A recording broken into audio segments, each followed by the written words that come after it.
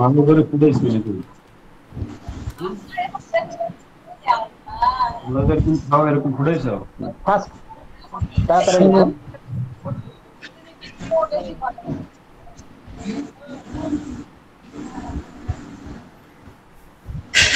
একজন লিখেছেন বাকি সবাই মিউট করেন, তার কথা স্পষ্ট শোনা যাচ্ছে না, দয়া বিভাগ করে তার সবাই। সমন্বয়ে গঠিত। আচ্ছা, ফার্স্ট শেষ করেন তাড়াতাড়ি, দুঃখ কষ্ট সুখ শান্তি এসব নিয়ে গঠিত।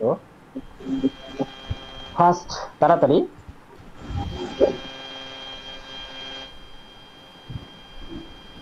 আচ্ছা,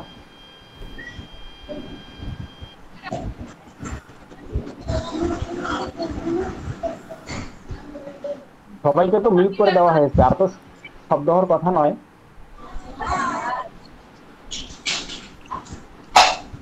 সম্ভবত 2 থেকে 3 জন লিখছিল জীবন সময় দ্বারা গঠিত। অরিজিনালি জীবন হচ্ছে সময় দ্বারা গঠিত। আমরা আসতেছি। একজন মহামনীষী বলেছেন যে প্রত্যেকটা সকাল আমাদেরকে ডেকে বলে, হে আদম সন্তান, আজকে আমি তোমার কাছে নতুন, আমি কিয়ামত অনেক নয়েজ হচ্ছে, তোমার কাছে ফিরে আসবো না, আপনি একটু ভয়েসটা অফ করে রাখতে পারেন। ব্যবহার করো। স্যার আজকে আপনার 30 কথাটা তারিখ, খুব বা আস্তে আজকে যদি শোনাচ্ছে। আমরা বার ধরি শুক্রবার, তাহলে এই শুক্রবার আবার আমরা 7 দিন পর ফিরে পাবো। আমরা যদি আসি যে আজকে 30 তারিখ, আমরা ঠিক 1 মাস পর আমরা 30 তারিখ আবারও ফিরে পাবো।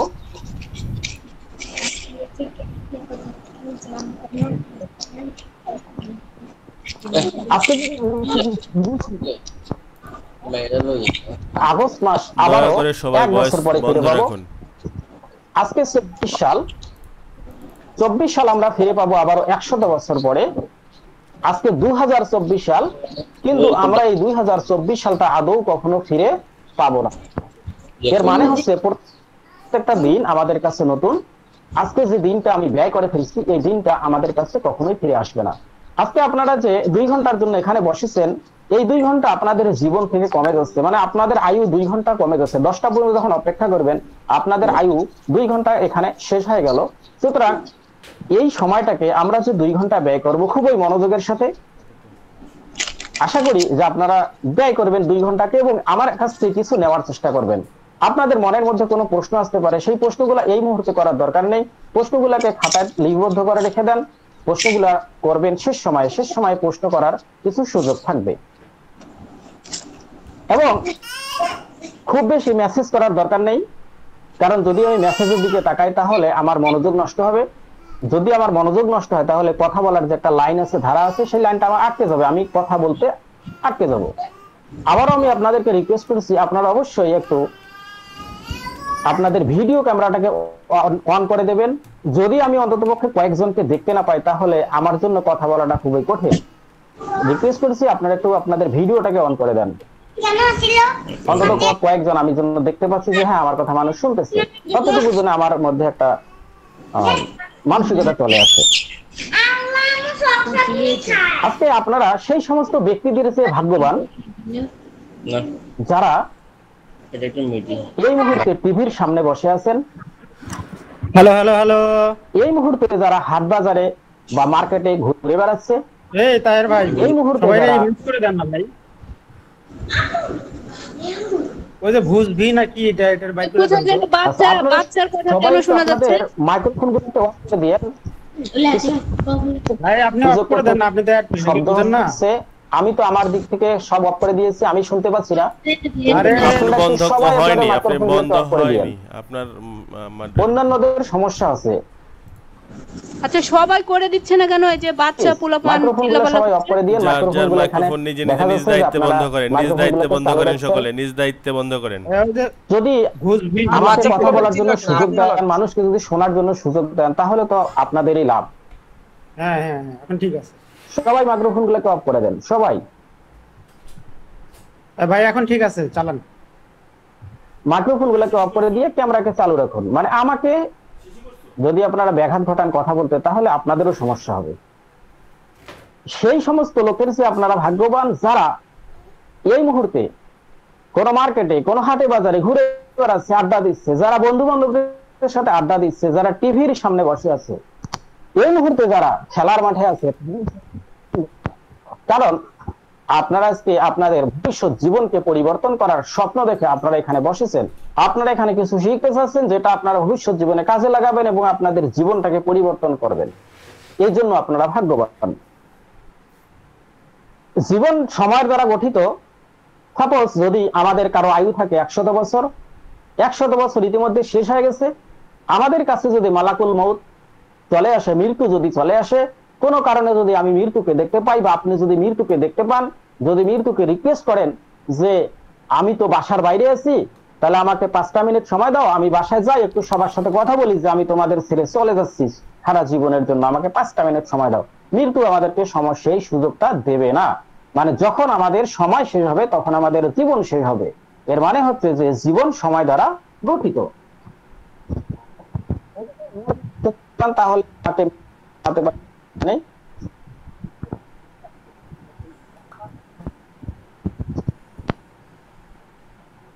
এবার আমি আপনাদেরকে আরেকটা প্রশ্ন করব, সেই প্রশ্নটার উত্তর আপনার কমেন্ট বক্সে দেবেন। আপনারা খুব তাড়াতাড়ি উত্তর লিখবেন যে আপনি কে। এটার উত্তর নিজেদের মতো করে দেবেন, যে যেভাবে পারেন সেভাবে লিখবেন।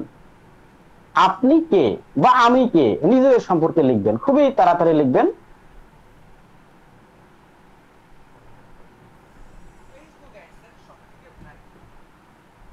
ফার্স্ট খুব তাড়াতাড়ি লিখবেন, 1 মিনিটের মধ্যে সবাই মোটামুটি। সময়ের সন্তান। ফার্স্ট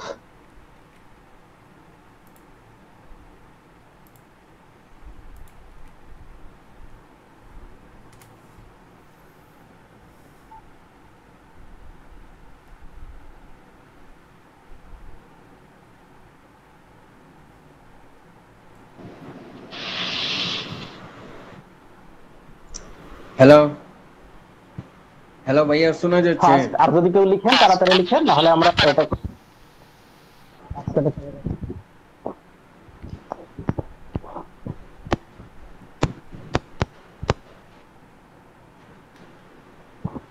হ্যালো ভাইয়া, শোনা যাচ্ছে? থ্যাঙ্কস, অনেকে লিখছেন, আর লেখার দরকার নেই। আমার কথা বুঝতে পারছেন? আমরা এখানে একটি ধর্মীয় বিষয় নিয়ে আলোচনা করব, যদিও আমাদের আলোচ্য বিষয় ধর্মীয় নয়, বোঝার স্বার্থে। আমাদের ইসলাম ধর্মে আছে মানুষ সৃষ্টির 50,000 বছর পূর্বে সমস্ত আত্মাকে সৃষ্টি করলেন মহান আল্লাহ রাব্বুল আলামিন। তারপর তিনি ধাপে ধাপে ধাপে ধাপে পৃথিবীতে আত্মাদেরকে পাঠান। আমরা পৃথিবীতে আসি, মায়ের গর্ভ থেকে পৃথিবীতে আসি, এবং আমরা চলে যাব আবারও মাটির গর্ভে। এবং সেখানে কিছু সময় থাকার পরে আমাদের একটা হিসাব নিকাশ হবে। আমরা জান্নাত বা জাহান্নামে যাব, এবং যে যেখানে যাব সেখানেই আমরা আজীবন থাকবো। মানে সে সময়টার হিসাব নেই, কত সময় থাকবো সেটা বলা হচ্ছে যে সেটা অগণিত সময়। অনুরূপ ভাবে হিন্দু ধর্ম একটা আলোচনা আছে যে মানুষ যখন মারা যায় তখন হিন্দু ধর্মে তাদেরকে পুড়ে ফেলা হয় বা অন্য কোনো কিছু করা হয়, কিন্তু তাদের পুনর্জন্ম হয়, তারা পুনর্জন্ম লাভ করে। এর মানে হচ্ছে যে মহান আল্লাহ রাব্বুল আলামিন আত্মাকে সৃষ্টি করেছেন একবার। এই আত্মাকে সৃষ্টি করার পরে এই আত্মার ধ্বংস নেই, এই আত্মা চিরন্তন স্থায়ী এবং তা চলবেই, তার কোনো শেষ নেই। শুধু রূপান্তর হচ্ছে, স্থানান্তর হচ্ছে, আত্মা চলবে। তাহলে আমি আপনি কিন্তু একজন মূলত আত্মা, আমি আপনি মূলত একজন আত্মা। যেমন আমাদের মধ্যে যদি একজন ব্যক্তির নাম সাপোজ রানা, সাপোজ রানা মারা গেলেন, সে রুমের মধ্যে ঘুমের ঘরে মারা গেছে, বিছানায় শুয়ে আছে। এলাকাবাসী আসলেন, একজন ব্যক্তি কয়েকজন ব্যক্তিকে বলছে যে লাশটাকে বাইরে বের করে নিয়ে আসুন। এই ব্যক্তিটা কিন্তু বললো না যে রানাকে বাইরে বের করে নিয়ে আসুন। কার কথা বললো? লাশটাকে বাইরে বের করে নিয়ে আসুন। এর মানে হচ্ছে রানা উড়ে চলে গেছে, তার লাশ মানে তার দেহটা আছে। এই দেহ বলতে আমি নই, আমি হচ্ছি মূলত আমার আত্মা। আমাদের যখন ওই মারা যাওয়ার পরে যখন আমাদেরকে গোসল করানো হবে, যখন লাশটাকে দাফন করা হবে, তখন বলা হবে যে রানাকে গোসল করাও, এই কথা বলা হবে না বলা হবে লাশকে গোসল করাও, লাশকে দাফন করো, মানে রানা সেখান থেকে চলে গেছে, রানা আর নেই।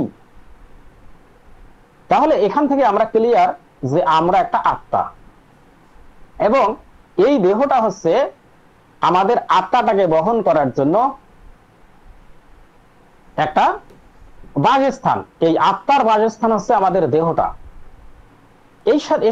সেই সাথে আমাদের আর একটা বিষয় আছে, যা হচ্ছে মস্তিষ্ক বা মাথা, ব্রেইন। এই ব্রেইন হচ্ছে আমাদের বাহন। ছোটবেলায় আপনারা যখন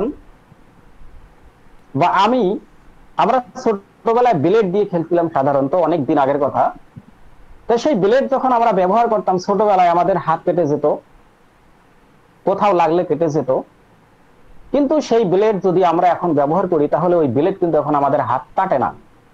এর মানে হচ্ছে ছোটবেলায় আমরা ব্লেডটাকে ব্যবহার করা শিখিনি, এই কারণে আমাদের হাত কেটে গেছে। আর এখন আমরা ব্লেডকে ব্যবহার করা শিখেছি, এই কারণে ব্লেড দিয়ে এখন আমাদের হাত কাটা যায় না, বা কোথাও কোনো স্কিন কাটা যায় না। অনুরূপ ভাবে আপনার কাছে অনেক অস্ত্র থাকতে পারে, সামগ্রী থাকতে পারে। যদি আপনি এগুলোর ব্যবহার জানেন, তাহলে এগুলো আপনার ক্ষতি করবে না, কিন্তু যদি আপনি এগুলোর ব্যবহার না জানেন, তাহলে এগুলো আপনার ক্ষতি করবে। আপনি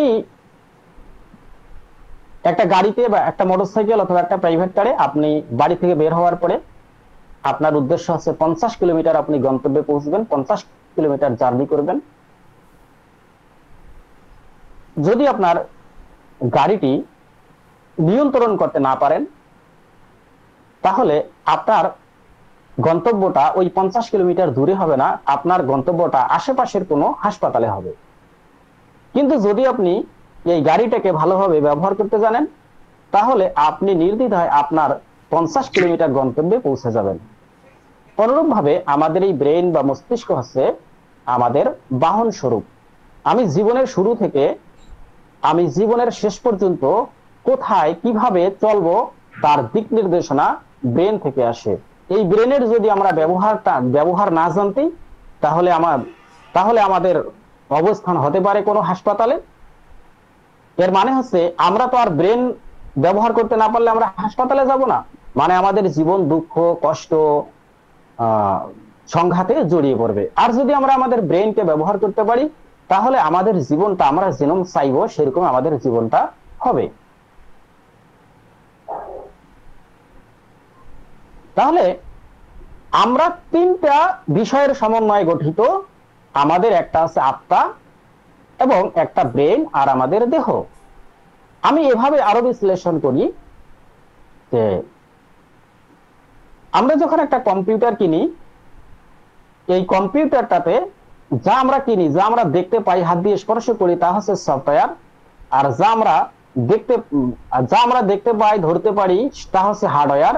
আর আমরা যা দেখতে পাই না, তা হচ্ছে সফটওয়্যার। অনুরূপ ভাবে আমরা যখন জন্মগ্রহণ করি, মানে একটা শিশু যখন জন্মগ্রহণ করে, তখন সে তার হার্ডওয়্যার নিয়ে জন্মগ্রহণ করে, এবং সময় যত যায়, বয়স যত হয়, তত সে সফটওয়্যার অর্জন করে। যেমন এই মুহূর্তে আমি যদি আপনাদেরকে বলি যে আমার নিজের ক্ষেত্রে প্রযোজ্য, যে আমরা কি ফরাসি ভাষার কোনো বই পড়তে পারবো? পারবো না। আমরা কি চাইনিজ ভাষার কোনো বই পড়তে পারবো? পারবো না। আমরা কি রুশ ভাষার কোনো বই পড়তে পারবো? পারবো না। আমি কি রুশ ভাষায় কথা বলতে পারবো? তাও না। আমি চাইনিজ ভাষায় কথা বলতে পারবো না। আমি জাপানিজ ভাষায় কথা বলতে পারবো না। আমরা কি পারি? বাংলা ভাষায় কথা বলতে পারি, ইংরেজি ভাষায় কথা বলতে পারি।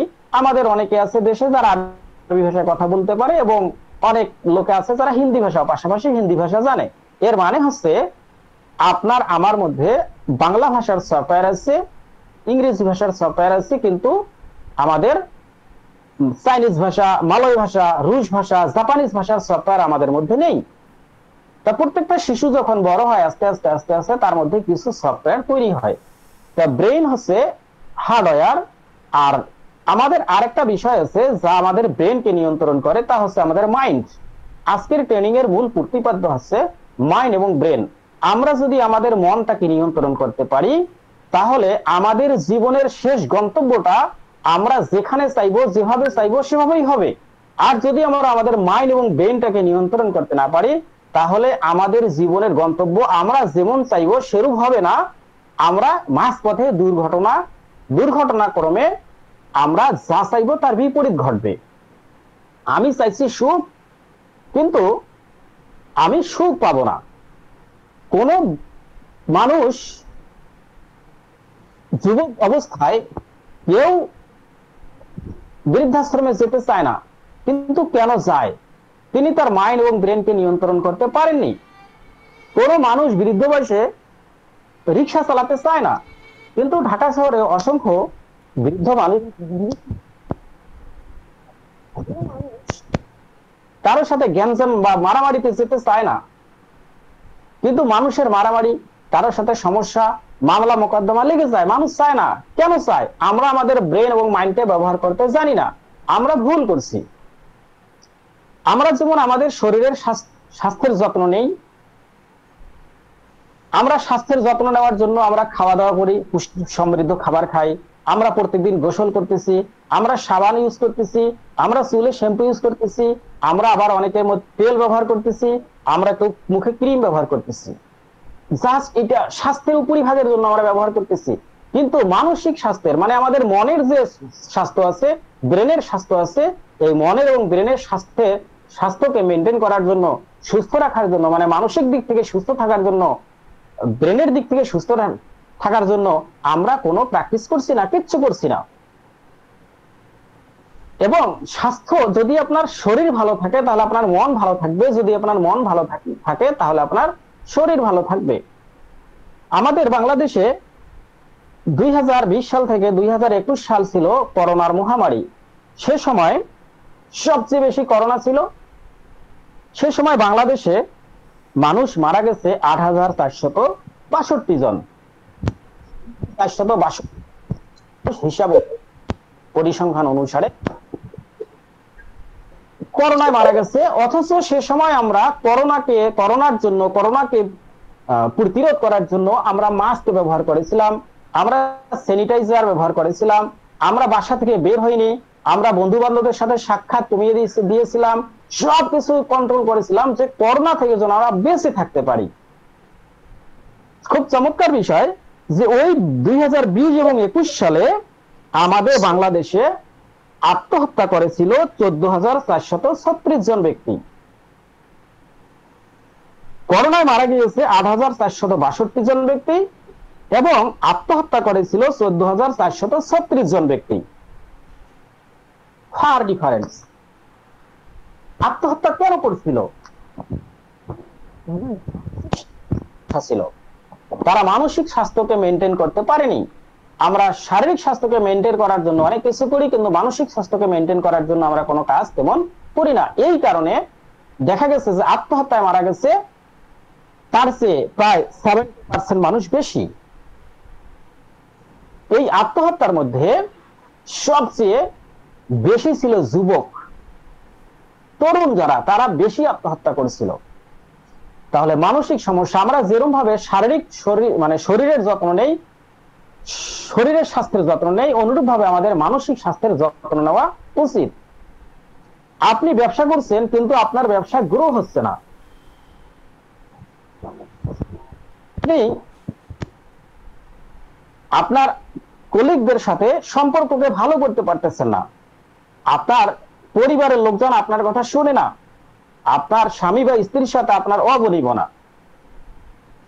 প্রত্যেকদিন আপনার অভাব বা দারিদ্রতা লেগে থাকে, অথবা আপনার প্রত্যেকদিন ঋণগ্রস্ত হয়ে পড়েন, মানে বেশি বেশি ঋণগ্রস্ত হয়ে পড়তেছেন।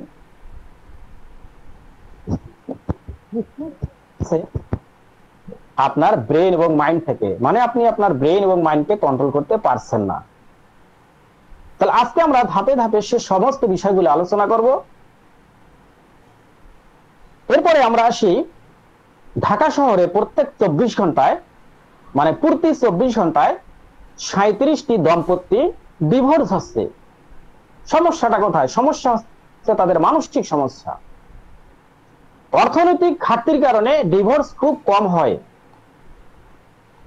যদি আমি বলি, আমার জানা মতে নাই বললেও চলে, 2-1টা থাকতে পারে, কিন্তু সকল ডিভোর্স গুলো হচ্ছে মানসিক সমস্যার কারণে। একজন আমরা আরেকজনের সাথে আন্ডারস্ট্যান্ডিং করতে পারতেছে না, রিলেশনকে ভালো রাখতে পারতেছে না। এই টোটাল সমস্যাগুলো হচ্ছে মানসিক সমস্যা।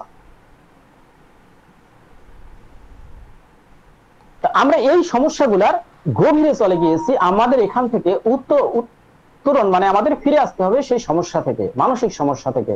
আমরা শরীরের প্রতি যতটুকু যত্ন নেব, আমাদের মানসিক মনের দিক থেকে মনের দিকেও ততটুকুই যত্ন নেওয়া উচিত, গুরুত্ব দেওয়া উচিত।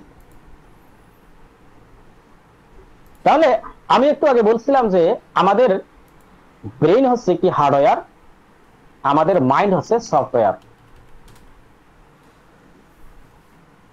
আমাদের ব্রেন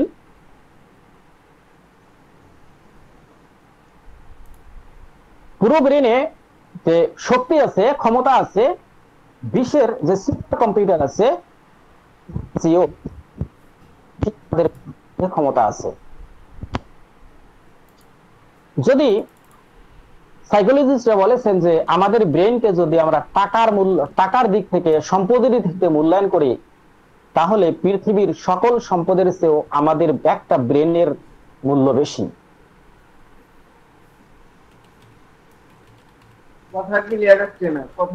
নেপোলিয়ন হিল বলেছেন পৃথিবীতে যত স্বর্ণ আছে তার চেয়ে বেশি স্বর্ণ আছে আপনার মাথার মধ্যে, মানে আপনার ব্রেনের মধ্যে।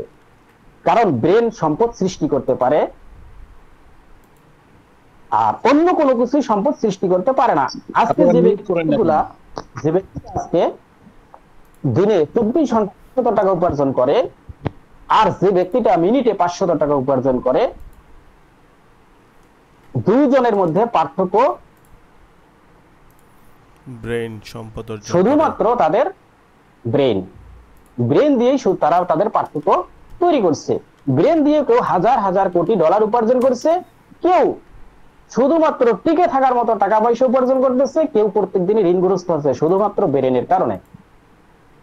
আমরা আমাদের মাইন্ডের দিকে, আমরা মাইন্ডের দিকে একটু গভীর আলোকপাত করি, কারণ মাইন্ড হচ্ছে সবচেয়ে গুরুত্বপূর্ণ বিষয়। কম্পিউটারে দুই ধরনের সফটওয়্যার আছে, একটা হচ্ছে অপারেটিং সফটওয়্যার, একটা হচ্ছে application software. Operating software computer যে অন অফ হয়, কম্পিউটার যে তার নিজের যত্ন নিতে পারে, এটা হচ্ছে অপারেটিং সফটওয়্যার।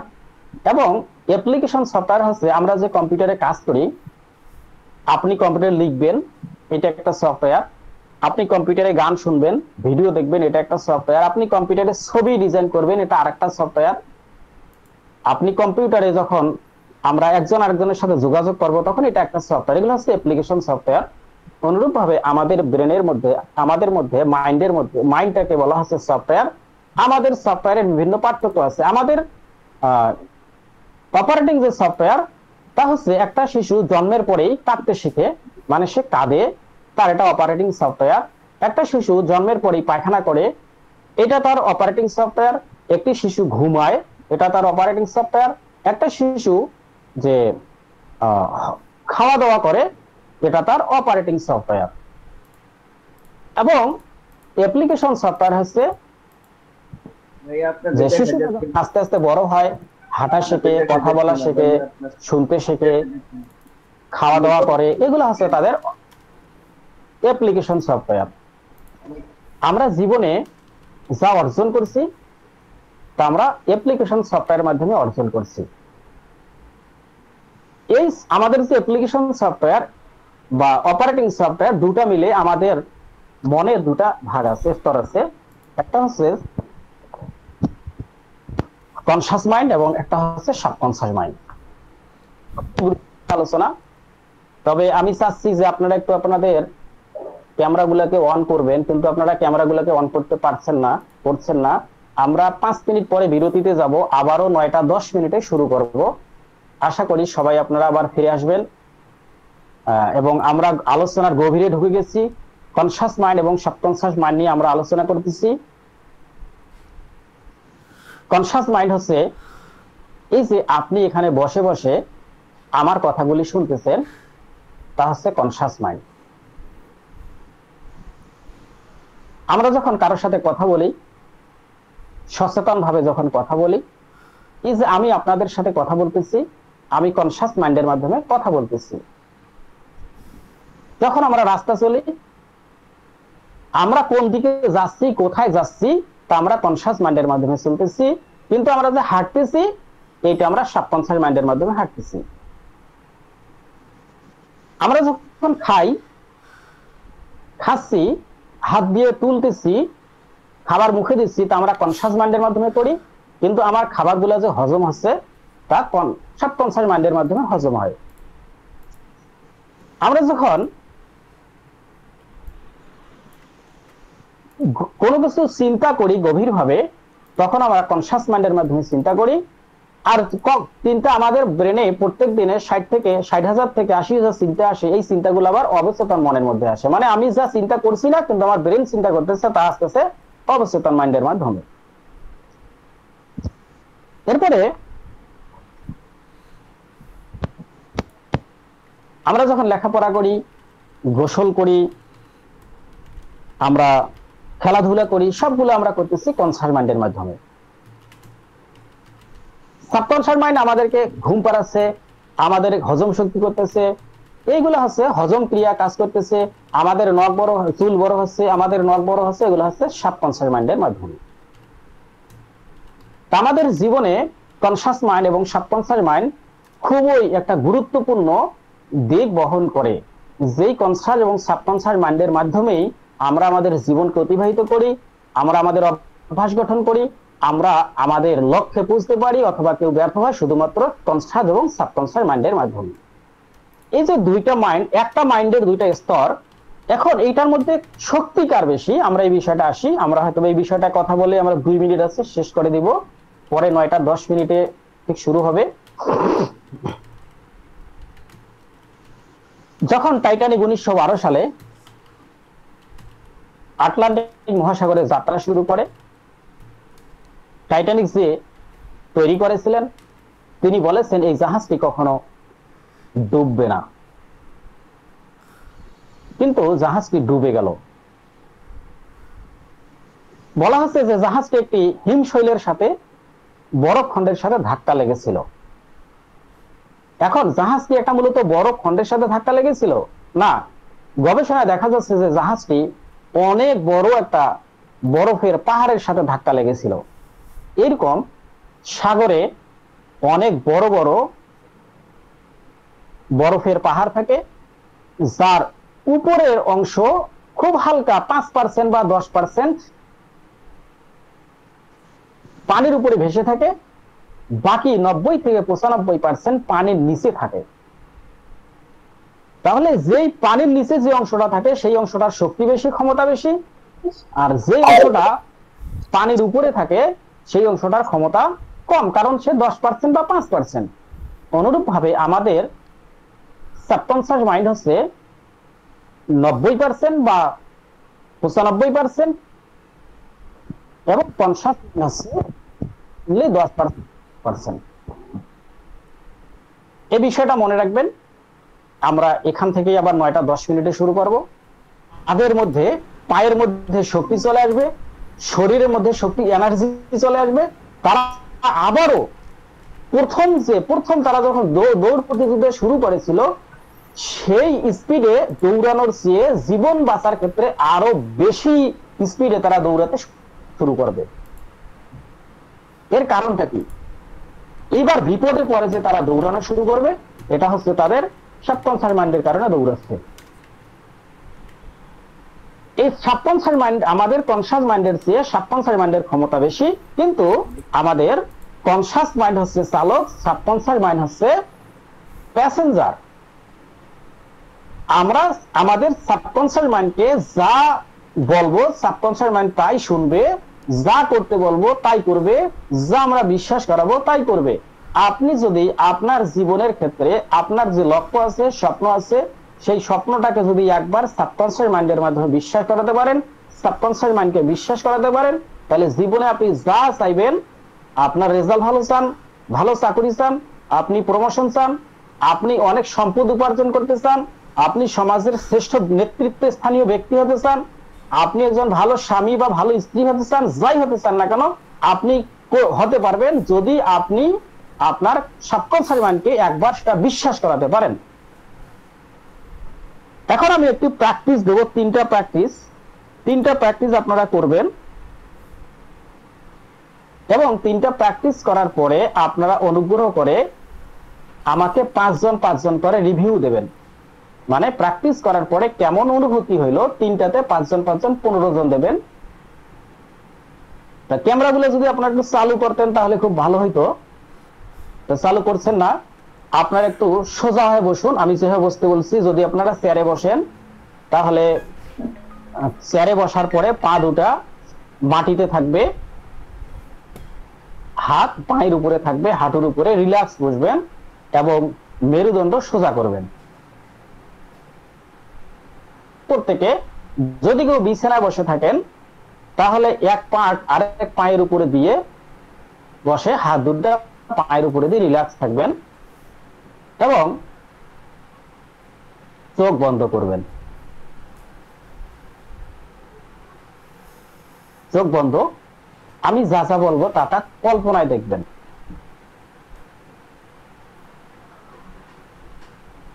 চেয়ারে বসে থাকেন তা অনুগ্রহ করে চেয়ারের মধ্যে কেউ পিছন দিকে হেলান দেবেন না। চেয়ারের সোজা হয়ে মেরুদণ্ড সোজা করে বসবেন, চেয়ারের মধ্যে হেলান দেওয়া যাবে না। আচ্ছা, আমি যা বলবো তা কল্পনা করবেন এবং এমন ভাবে কল্পনা করবেন যে এই মুহূর্তে আপনার সাথে তা ঘটতেছে। আমরা শুরু করি, চোখ বন্ধ করি। আপনারা কোথাও যাবেন, অফিস বা কর্মস্থল, অথবা আপনারা কোথাও বেড়াতে যাবেন সকালবেলা, সুন্দর করে পোশাক পরিধান করলেন, আপনাদের সাথে প্রয়োজনীয় সামগ্রী নিলেন, হাতে হয়তো ব্যাগ, হয়তোবা আপনার একটা গাড়ি।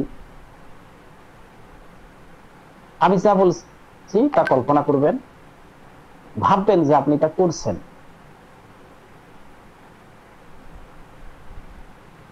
আপনারা বাসা থেকে বের হলেন,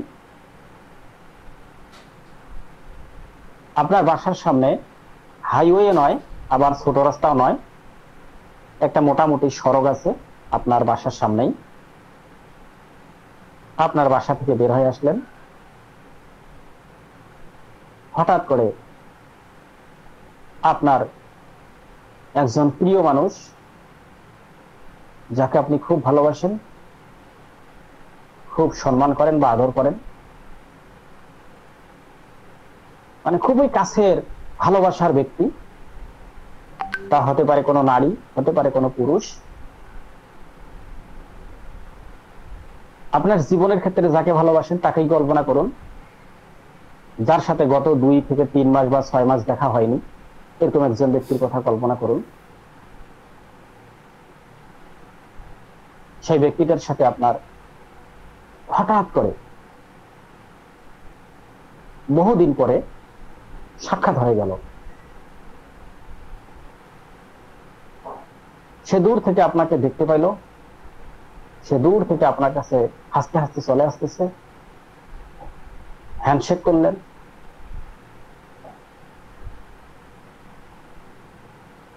খুব সুন্দর একটা ফিলিংস, অনুভূতি তৈরি হচ্ছে।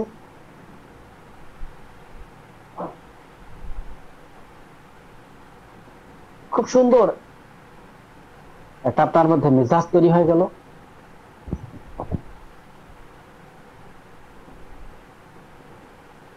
তার সাথে আপনি কথা বলতেছেন, সেও আপনার সাথে হেসে হেসে কথা বলতেছে।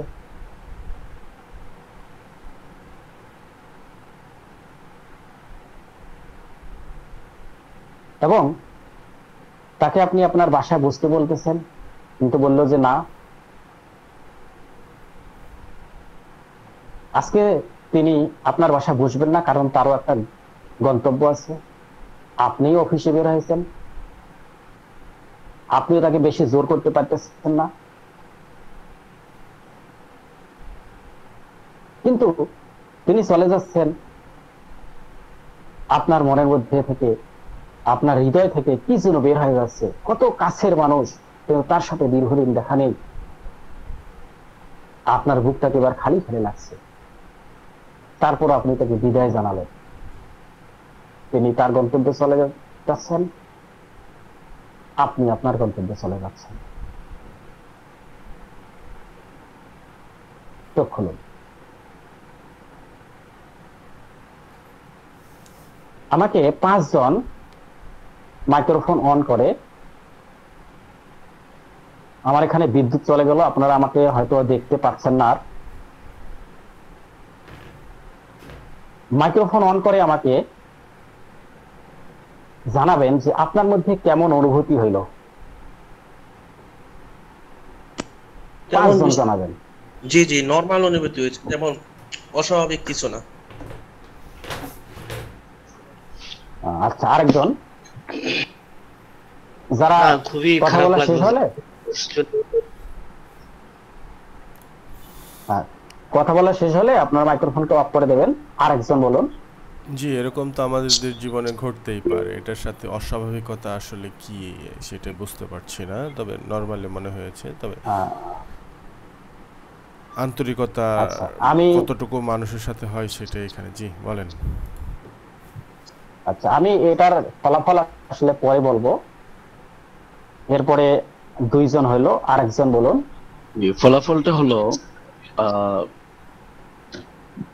আমি ট্রাই করিনি, তারপর আমি আছি এক জায়গায়, তারপর আমি একটা জিনিস বলি, মানুষ যখন কল্পনা করবে সুখবর বা সুখময় কোনো জিনিস, বা যাকে ভালো লাগে বা অথবা সম্মান করে প্রিয় মানুষ, তখন তো তার ভালো লাগবে এটা। আর যখন এই মানুষটা চলে যাবে বা তার যেটা ইচ্ছা ছিল কথা বলা এটা হয় না, তখন তো তার খারাপ লাগবে। এটা অনুভূতি তো হবেই। ঠিক আছে, কিন্তু এটা আমি ট্রাই করিনি, তবে ট্রাই না করে আমি এটা বললাম না। আমি আসলে ট্রাই করতে বলছিলাম, ট্রাই করার পরে কথাটা। ঠিক আছে, ধন্যবাদ। ট্রাই করবেন, আমি আছি আরেক জায়গায়, এই জন্য ট্রাই করিনি, তবে আমি একটা উপলব্ধি এটা বললাম, আমি এটাই হবে। আচ্ছা আচ্ছা, ঠিক আছে, আরেকজন বলবেন। অনুভূতি তো প্রথম ভালোই লাগছিল, কিন্তু পরে যখন চলে গেল তখন কিছুটা তো খারাপ লাগছে, এটাই স্বাভাবিক। হ্যাঁ, যা আপনি বলছেন একবার, আমি আরেকজনকে অনুরোধ করছি, আরেকজন বলুন। জি জি, মানে হয়েছিল, কল্পনা যখন করছি তখন মনে করেন যে ভালোই লাগতেছিল, প্লাস কয়েক সেকেন্ডের জন্য মনে করেন যে হার্টবিট বেড়ে গেছিল ভাই।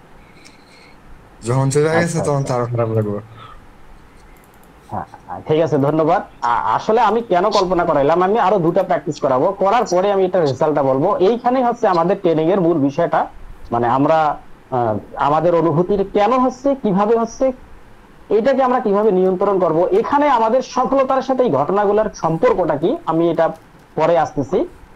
3 জন বলেছেন, যা হোক, আর যদি 2-1 জন তাড়াতাড়ি বলেন তাহলে আমরা তাড়াতাড়ি এগিয়ে যেতে পারি।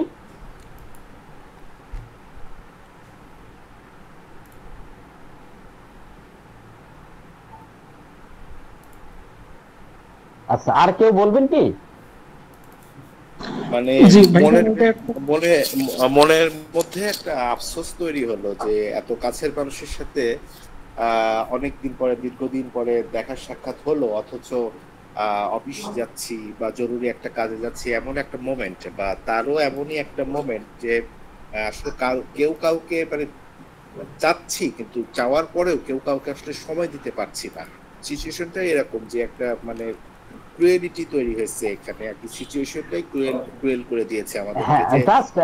আমি প্রয়োজনে তাগিদে আসলে দুজনকে আটকে রাখতে চাচ্ছি, বাট আসলে সিচুয়েশনটাই এমন যে আসলে আটকে রাখতে চাইলেও আটকে রাখা যাচ্ছে না, আর কি। এটাই অনুভূতিটা, এতটুকুই। আচ্ছা, আরেকজন বলবেন কি? সাইদুল ভাই, হ্যাঁ বলেন।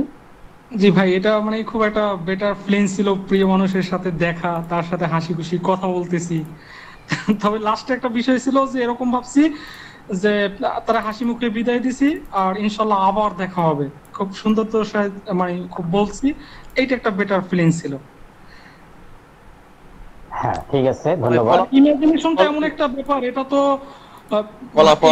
অকল্পনীয়, মানে ব্যাপারটা হইলো আল্লাহ তাআলা এইটা মানুষের মাঝে দিছে, এইটা মানে বিশাল কিছু। কারণ আপনি ওই জিনিসটা মানে আমি দেখতে পারতেছি, অথচ যদিও আমার কাছে ভিজুয়াল নাই, তারপর আমি সেটা দেখতে পারছি, এর চেয়ে আর বেটার ফিলিংস কিছু হইতে পারে না। আমার কাছে খুব ভালো লাগছে। ধন্যবাদ। আচ্ছা, আমরা দ্বিতীয় প্র্যাকটিসে চলে যাই। সবাই মাইক্রোফোন গুলোকে অফ করে দেন। এরপরে এটাতে আপনাদের কেমন অনুভূতি হয়, জাস্ট এটাতে এবার ডিফারেন্স একটা অনুভূতি হবে। আবার মনে অনেকে কষ্ট নিয়েন না। আমরা একটু আমাদের অতীত জীবনে হারিয়ে যাব, সেটা কারোর জন্য 1 বছর আগের হতে পারে, 6 মাস আগের হতে পারে, কারোর জন্য আবার 5 বছর 10 বছর আগের হতে পারে, 20 বছর পুরাতন হতে পারে। আমরা একটা অতীত জীবনে চলে যাব।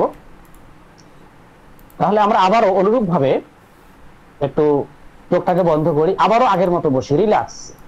মানে চেয়ারে বসলে আমরা হেলান দিব না, মেরুদণ্ড সোজা থাকবে, পা ফ্লোরের উপরে থাকবে, হাত পায়ের উপরে থাকবে। আমরা রেডি হই, তাহলে আমরা শুরু করতে পারি। এই যে মাইন্ড ট্রেনিং বা সাইকোলজিক্যাল ট্রেনিং বা মনস্তাত্ত্বিক বিষয়টা টোটালটাই হচ্ছে কল্পনা এবং চিন্তার মধ্যেই। মানে আপনি আসলে কেমন কল্পনা করতেছেন, কেমন চিন্তা করতেছেন। আপনি কেমন কল্পনা করবেন, যেমন চিন্তা করবেন, যেমন কল্পনা করবেন, আপনার জীবনটা সেরকমই হবে। তা আমরা সেই বিষয়টার দিকে ধাপে ধাপে এগিয়ে যাচ্ছি। আমরা একটু তাড়াতাড়ি ফাস্ট এগিয়ে যাব। তাহলে রেডি আমরা হয়ে যাই। রেডি, শুরু করতে যাচ্ছি। চোখ বন্ধ, মাথা সোজা, রিল্যাক্স, একেবারে রিল্যাক্স বসেন, মেরুদণ্ড সোজা, পা ফ্লোরের উপরে, হাত পায়ের উপরে।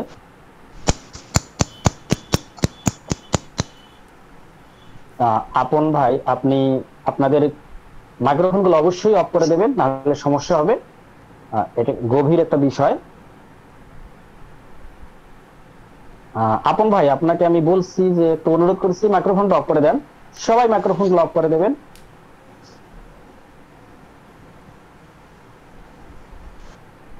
রেডি? আমরা এখন চলে যাব আমাদের অতীত জীবনের কোন এক দুর্ঘটনায়, যেখানে আমি আপনি খুবই কষ্ট পেয়েছিলাম, যেখানে আমরা লাঞ্ছিত বা অপমানিত হয়েছিলাম, বা আমরা হীনমন্যতার শিকার হয়েছিলাম।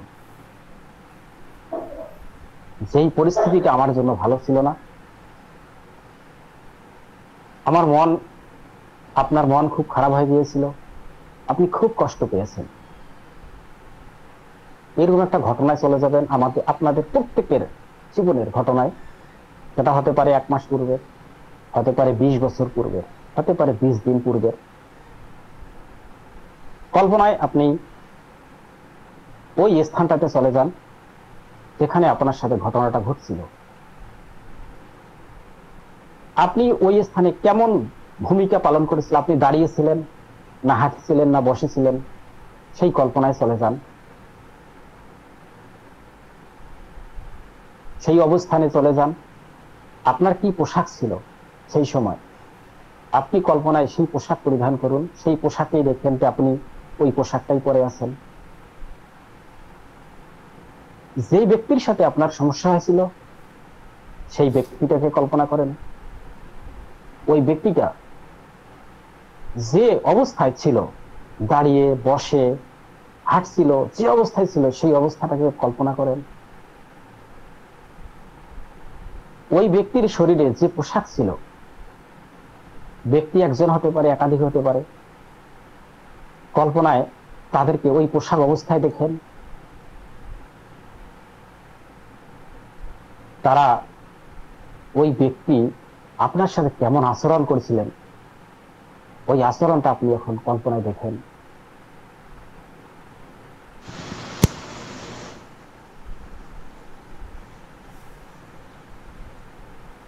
আপনি কিভাবে রিয়াক্ট করছিলেন, আপনার রিয়াকশনটা কল্পনায় দেখেন।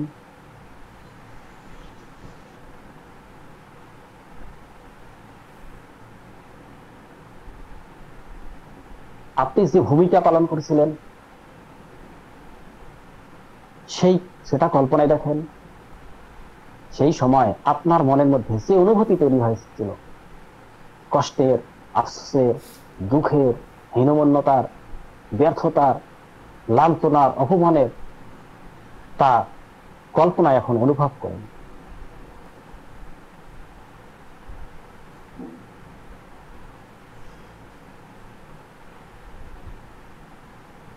টোটাল ঘটনাটাকে পর্যবেক্ষণ করেন মন থেকে। বিশ্বাস করেন আপনি সেই সময় সেই পরিস্থিতিতে সেই জায়গায় সেই স্থানে অবস্থান করছেন, আপনার সাথে ওই ঘটনাটা বর্তমানে ঘটতেছে।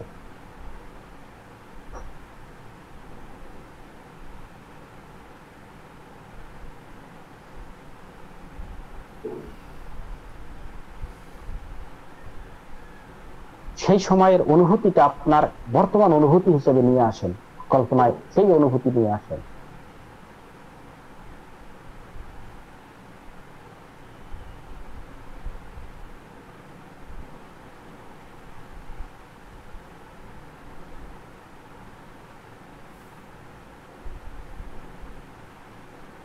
সেই সময়ে যেভাবে আপনি ওই সমস্যা থেকে বের হয়ে চলে আসছিলেন বাসার দিকে বা অন্য কোথাও গিয়েছিলেন, সেই সময়টা কল্পনা করুন যে আপনি আবারও সেখান থেকে সমস্যাকে ওভারকাম করে বা সমস্যাকে পাশ পেতে আপনি অন্য কোথাও চলে গেছেন। তখন যেখানে গিয়েছিলেন বর্তমানে কল্পনায় সেখানে আবার চলে যান।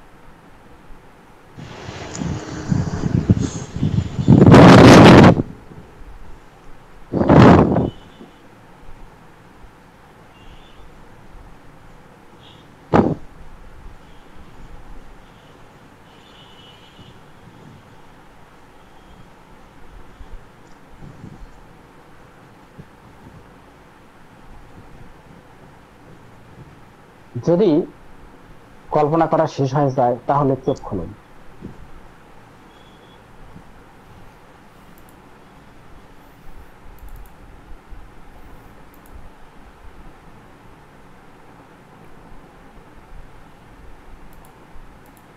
আমি কি অনুভূতি হলো, কেমন লাগলো, কি ফিল করলেন, আমি 5 জনের কাছে শুনতে চাচ্ছি।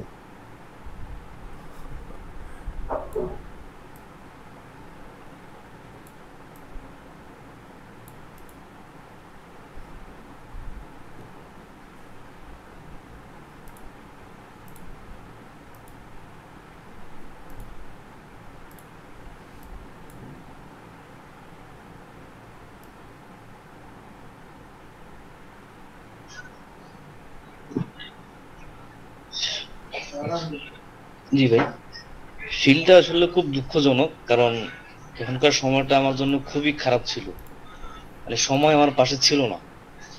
আর এই জিনিসটা তো এখন আমার ফিল হইতেছে যে আসলে ওই দিন যাওয়া হয়েছে মনে হয় ভালোই হয়েছে। এটাকে আমি অনেক কষ্ট করে রিকভার করছি,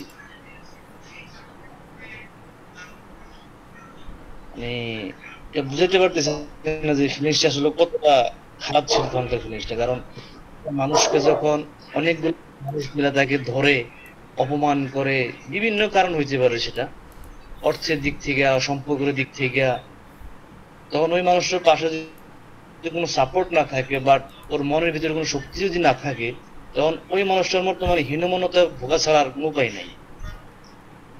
মানে ওটা যে পড়ছে ওই পজিশনে কত সেই জানে যে আসলে কতটা কষ্টদায়ক। দেখ, আল্লাহর রহমতে ওইখান থেকে ওভার থিঙ্কিং করে বেরিয়ে গেছি, আল্লাহ বের করতে সহায়তা করছে আমাকে অনেক কিছু। ধন্যবাদ। আচ্ছা, আরেকজন বলবেন যে আসলে আপনার কল্পনায় ওই জায়গাটাতে ওই ঘটনাটা যেতে পারছেন কিনা এটা বলবেন, এবং সেই সময়ের মতো অনুভূতিটা হয়েছে কিনা, সেই সময়ে যে এরকম অনুভূতি ছিল সেই ওই অনুভূতিটা ফিরে এসেছে কিনা এটার বিষয়ে বলবেন আরেকজন।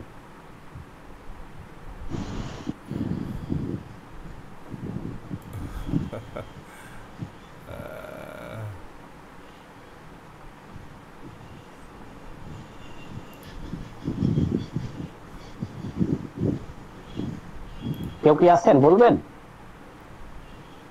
ফার্স্ট মানে আমি 5 জনের কাছে শুনতে চাচ্ছি। আর মেহেদি ভাই, আমি আপনাকে বলতেছি, মানে আমি বলছিলাম যে আপনারা মাইক্রোফোনকে অফ করবেন। যখন এই সমস্ত ট্রেনিং এ যখন কল্পনার জগতে যাওয়া হয় তখন বাইরের সাউন্ড আমাদের মনোযোগকে নষ্ট করে। তা আমি দুঃখিত যে আপনার ওখান থেকে আপনার কাছ থেকে খুব বিকট সাউন্ড ছিল, সে সময় আমার সহ যা পার্টিসিপেন্ট ছিল সবারই ক্ষতি করেছে আর কি। ভুল আমার ওই বট মানুষ মাত্রই হতে পারে। প্রবলেম ছিল, তাই আমি রিকানেক্ট করছি। আচ্ছা আচ্ছা, তা দুঃখিত সমস্যা হওয়ার জন্য দয়া করে দুঃখ প্রকাশ করছি। মাইক্রোফোনটাকে একটু অফ করে দেন, এখন একটু অফ করে দিয়েন। আমি ফিডব্যাক আরো 2-1 কাছ থেকে চাচ্ছি, একটু তাড়াতাড়ি দিলে ভালো হয়। আমরা আরেকটা প্র্যাকটিসে চলে যাব। আপনাদের সবার মনটা খারাপ হয়ে গেছে এই মুহূর্তে, আমি জানি। আমরা আবার একটু মনটাকে ভালো করব। আচ্ছা, আর কেউ বলবেন কি?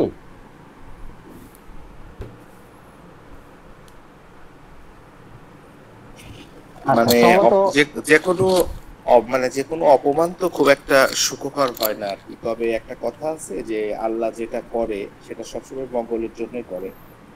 মানুষের জীবনে চলার পথে এরকম ধরনের কিছু সিচুয়েশন প্রত্যেকটা মানুষেরই কম বেশি আসা উচিত, যেখান থেকে সে একটা রিকভারের মাধ্যমে সে একটা শিক্ষা গ্রহণ করতে পারে এবং সেটা জীবনের জন্য মানে সেটা জীবনের জন্য আর কি, তার সারা জীবনের জন্য তার একটা শিক্ষা হয়ে যায়। সেই ভুল থেকে সে একটা শিক্ষা গ্রহণ করতে পারে।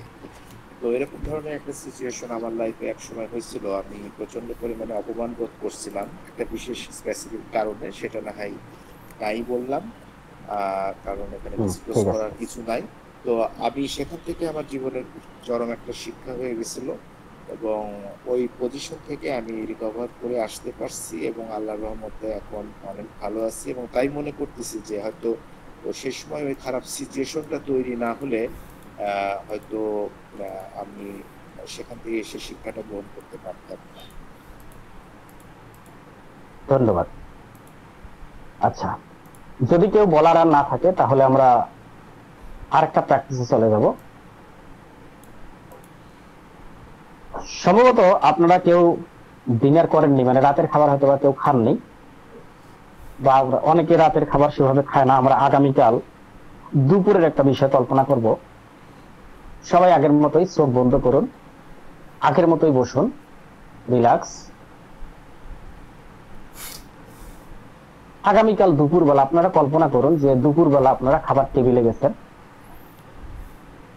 ধরে নেন আপনারা খাবার টেবিলে গেছেন, সেটা যে কোনো সময় হতে পারে। আপনাদের পরিবারের লোকেরা আপনাদের সাথে ডাইনিং টেবিলে বসে আছে। সবাই আপনার সবচেয়ে প্রিয় খাবারের কথা চিন্তা করুন। কত দাম সে বিষয়টা নয়, 10 টাকা দামের হতে পারে, 10,000 টাকা দামের হতে পারে। প্রিয় খাবারের কথা কল্পনা করুন যে আজকে আপনারা সবাই ডাইনিং এ বসে আপনাদের প্রিয় খাবারটা খাবেন। তা হতে পারে কোনো সবজি, তা হতে পারে গরুর মাংস, হতে পারে খাসির মাংস, হতে পারে কোনো উন্নত প্রজাতির মাছ, হতে পারে পোলাও, বিরিয়ানি বা অন্য কিছু। মানে আপনাদের যে পছন্দের খাবার আছে, আপনি যেই খাবারকে সবচেয়ে বেশি পছন্দ করেন সেই খাবারের কথা কল্পনা করুন যে সবাই আপনারা টেবিলে বসছেন, আপনারা খাবেন। ইতিমধ্যে খাবারের গন্ধ আপনাদের নাকে চলে এসেছে। কল্পনা করুন যে আপনার পছন্দের খাবারের গন্ধ আপনার নাকে চলে এসেছে।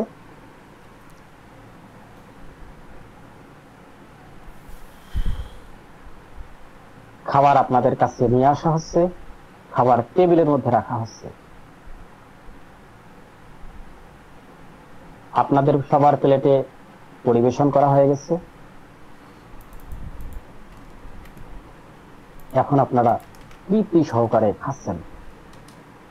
কল্পনা করুন যে আপনারা খাচ্ছেন পছন্দনীয় খাবার, সব প্রিয় খাবার খাচ্ছেন।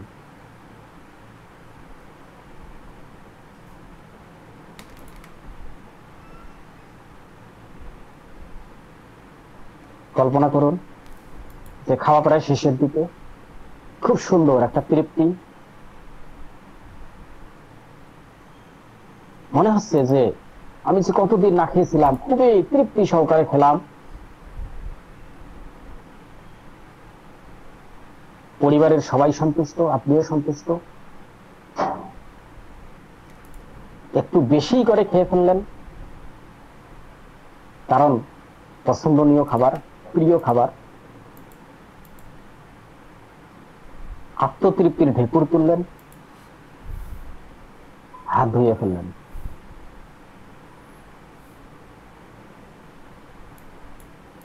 চোখ খুলুন।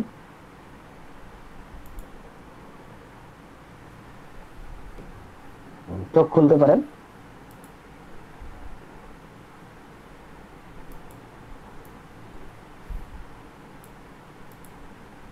আচ্ছা, এই যে আমরা 3টা প্র্যাকটিস করলাম, আসলে আমি বারবারই বলি যে আপনারা যদি একটু ক্যামেরাগুলোকে অন করে দেন তাহলে এটা আমার জন্য সুবিধা হয়। তা আপনারা ক্যামেরাগুলোকে অন করেন না, এক ভাই করছে, আর বাকি তো সবাই ক্যামেরা অফ করে রাখছেন। ক্যামেরা অন করলে আমার কথা বলতে সুবিধা হয় আর কি। যাও, আমরা প্রথমে যে কল্পনাটা করছি, প্রিয় মানুষ যাকে আমি খুব ভালোবাসি, কিছুদিন যাবত তার সাথে আমার দেখা হয়নি, কিন্তু হঠাৎ দেখা হয়ে গেল, মনের মধ্যে একটা ফিলিংস তৈরি হলো।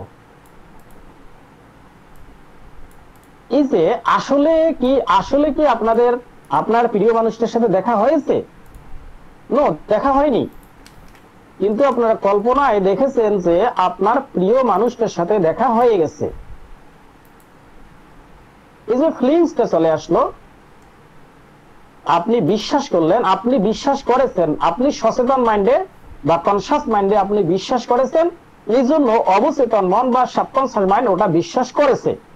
আর এই বিশ্বাস যখন করেছে তখন আপনার মধ্যে একটা ফিলিংস চলে এসেছে, অনুভূতি চলে এসেছে, আসলেই মনে হচ্ছে যে আমার প্রিয় মানুষটার সাথে সাক্ষাৎ হয়ে গেছে। অনুরূপ ভাবে আপনারা যখন আপনাদের জীবনের কোনো দুর্ঘটনায় চলে গেছেন, আসলে আপনারা তো দুর্ঘটনায় যাননি, আপনারা তো আমার সামনে, আপনারা ক্যামেরায় বসে আছেন, আপনারা ট্রেনিং করতেছেন। দুর্ঘটনায় গেলেন কবে, কখন? নো, কিন্তু মেইন কথা হচ্ছে যে আপনারা সচেতন মাইন্ডে কিন্তু আপনারা এখানে বসে আছেন, কিন্তু আপনাদের অবচেতন মাইন্ড দুর্ঘটনায় চলে গেছে, আজকে থেকে অতীতের কোনো ঘটনায় চলে গেছে, এবং আপনার সাবকনসাস মাইন্ড বিশ্বাস করেছে যে ঘটনাটা এখন ঘটতেছে।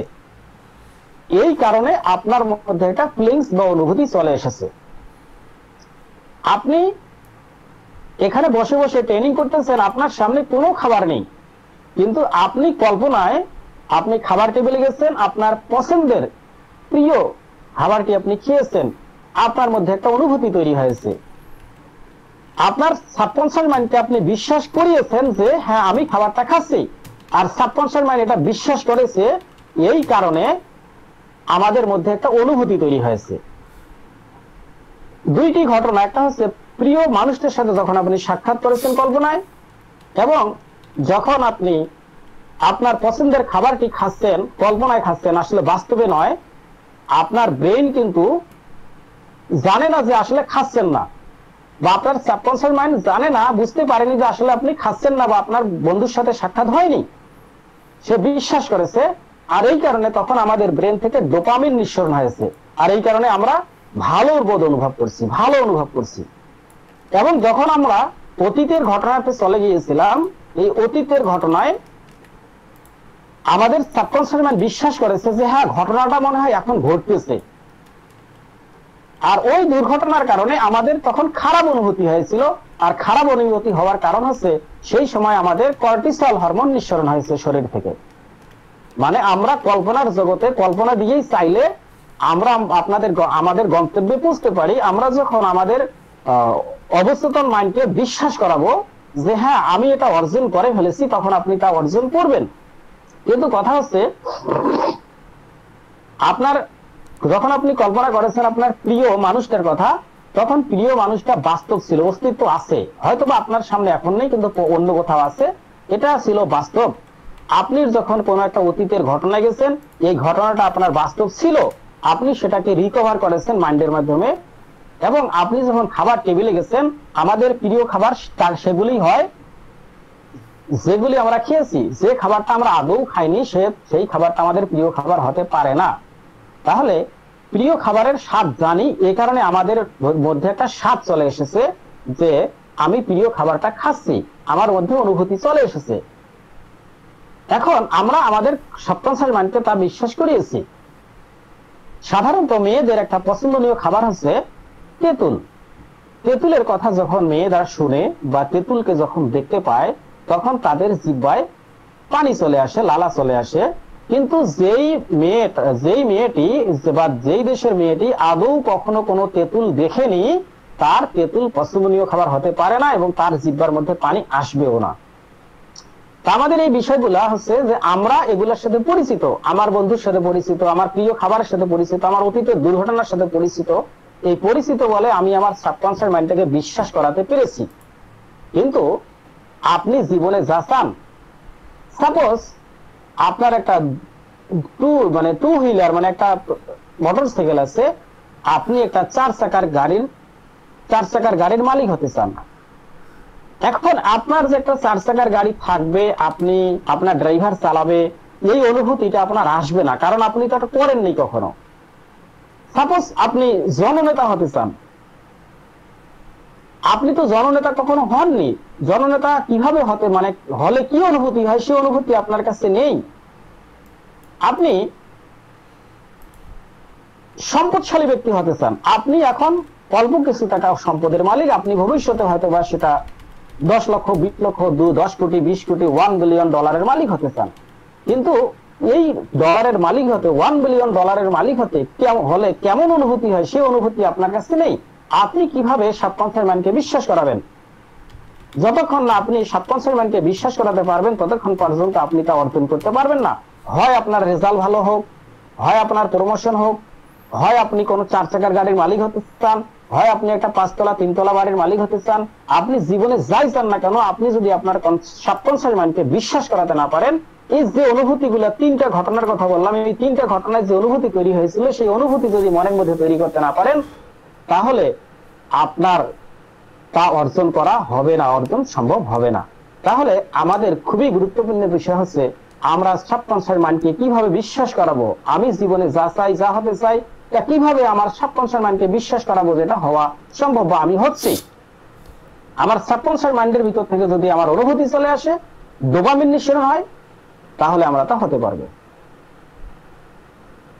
এই বিষয়টাকে মানে নোটে উল্লেখ করে রাখেন যে আমরা কিভাবে আমাদের সাবকনশিয়াস মাইন্ডকে বিশ্বাস করাবো আমি যা হতে চাই তা। এরপরে আসি, যখন আমরা সাবকনশিয়াস মাইন্ডকে বিশ্বাস করাতে গেলে আমাদের অবশ্যই কনশাস মাইন্ডকে নিষ্ক্রিয় করতে হয়। মানে কনশাস মাইন্ড কিন্তু সবসময় সক্রিয় রাজা, এই রাজাকে নিষ্ক্রিয় করে সাবকনশিয়াস মাইন্ডকে সচেতন যদি করতে পারি, করার পরে আমি যা চিন্তা করব আমার সাবকনশিয়াস মাইন্ড যদি বিশ্বাস করে, তাহলে আমরা অর্জন করতে পারবো। তাই এবার আসি, আমাদের ব্রেনে কিছু ওয়েভ আছে, তাকে বলা হচ্ছে ব্রেইন ওয়েভ বা মস্তিষ্কের ঢেউ। এই মস্তিষ্কের ঢেউকে মেডিকেলের পরীক্ষা নিরীক্ষা করা যায়। মানে আপনার ব্রেনে কেমন ঢেউ চলতেছে, কেমন ওয়েভ চলতেছে, তা পরীক্ষা নিরীক্ষা করা যায়। এই পরীক্ষাটার নাম হচ্ছে EEG, মানে ইলেকট্রো ইনসেফালোগ্রাম। এটা দিয়ে আমাদের ব্রেনের ওয়েভকে পরীক্ষা করা যায়। এখন ব্রেনের ওয়েভটা কি, কেমন কি? আমরা যখন গভীর ঘুমে থাকি, গভীর ঘুমে যখন আমাদেরকে সাধারণত ডাকলে আমরা শুনতে পাই না, তখন আমাদের ব্রেন চলে, ব্রেনের তখন ওয়েভ থাকে 0.0.5 থেকে 3, তাকে সাইকেল বলা হয়। আমাদের এই চক্রটা এটা এইভাবে চলে, এটাকে একটা সাইকেল বলা হয়। তার পরিমাণ হচ্ছে 0.5 থেকে 3। এটা হচ্ছে আমরা যখন গভীর ঘুমে থাকি তখন আমাদের ব্রেনের ওয়েভ থাকে এই পর্যায়টা 0.5 থেকে 3। এরপরে আমরা যখন গভীর নিদ্রার পূর্ব অবস্থায় থাকি, মানে ঘুমানোর 30 মিনিট পরের একটা অবস্থা আমাদের থাকে, এই যখন অবস্থায় থাকি তখন আমাদের থাকে ব্রেন ওয়েভ, মানে আমাদের চক্র যে থাকে সাইকেল, সেই সাইকেলটা হচ্ছে 4 থেকে 7 সাইকেল ব্রেন ওয়েভ থাকে। এরপরে আমরা আর একটা স্তরে থাকি, সেটা হচ্ছে সাধারণত জাগ্রত অবস্থা। মানে আমি শুয়েছি বিছানায়, ঘুম চোখের মধ্যে আসেনি, কিন্তু আমি চোখ বন্ধ করে আছি। তো রুমের মধ্যে কেউ ঢুকলে বুঝতে পারবো, কেউ কথা বললে বুঝতে পারবো, কিন্তু আমি সেগুলোতে মনোযোগ দিব, সেদিকে থাকবে না, কিন্তু আমি বুঝতে পারবো যে কেউ রুমের মধ্যে ঢুকেছে, কেউ কথা বলতেছে, এটা আমি বুঝতে পারবো। এই অবস্থাটার নাম বলা হচ্ছে আলফা স্টেট। এবং এই সময় আমাদের ব্রেনের যে ওয়েভ থাকে, ব্রেনের যে সাইকেল থাকে, সেই সাইকেলটা হচ্ছে 8 থেকে 13 সাইকেল, মানে আমাদের চক্রটা 8 থেকে 13, এবং একে বলা হচ্ছে আলফা স্টেট। এই আলফা স্টেটটা হচ্ছে আমাদের জীবনে খুবই গুরুত্বপূর্ণ।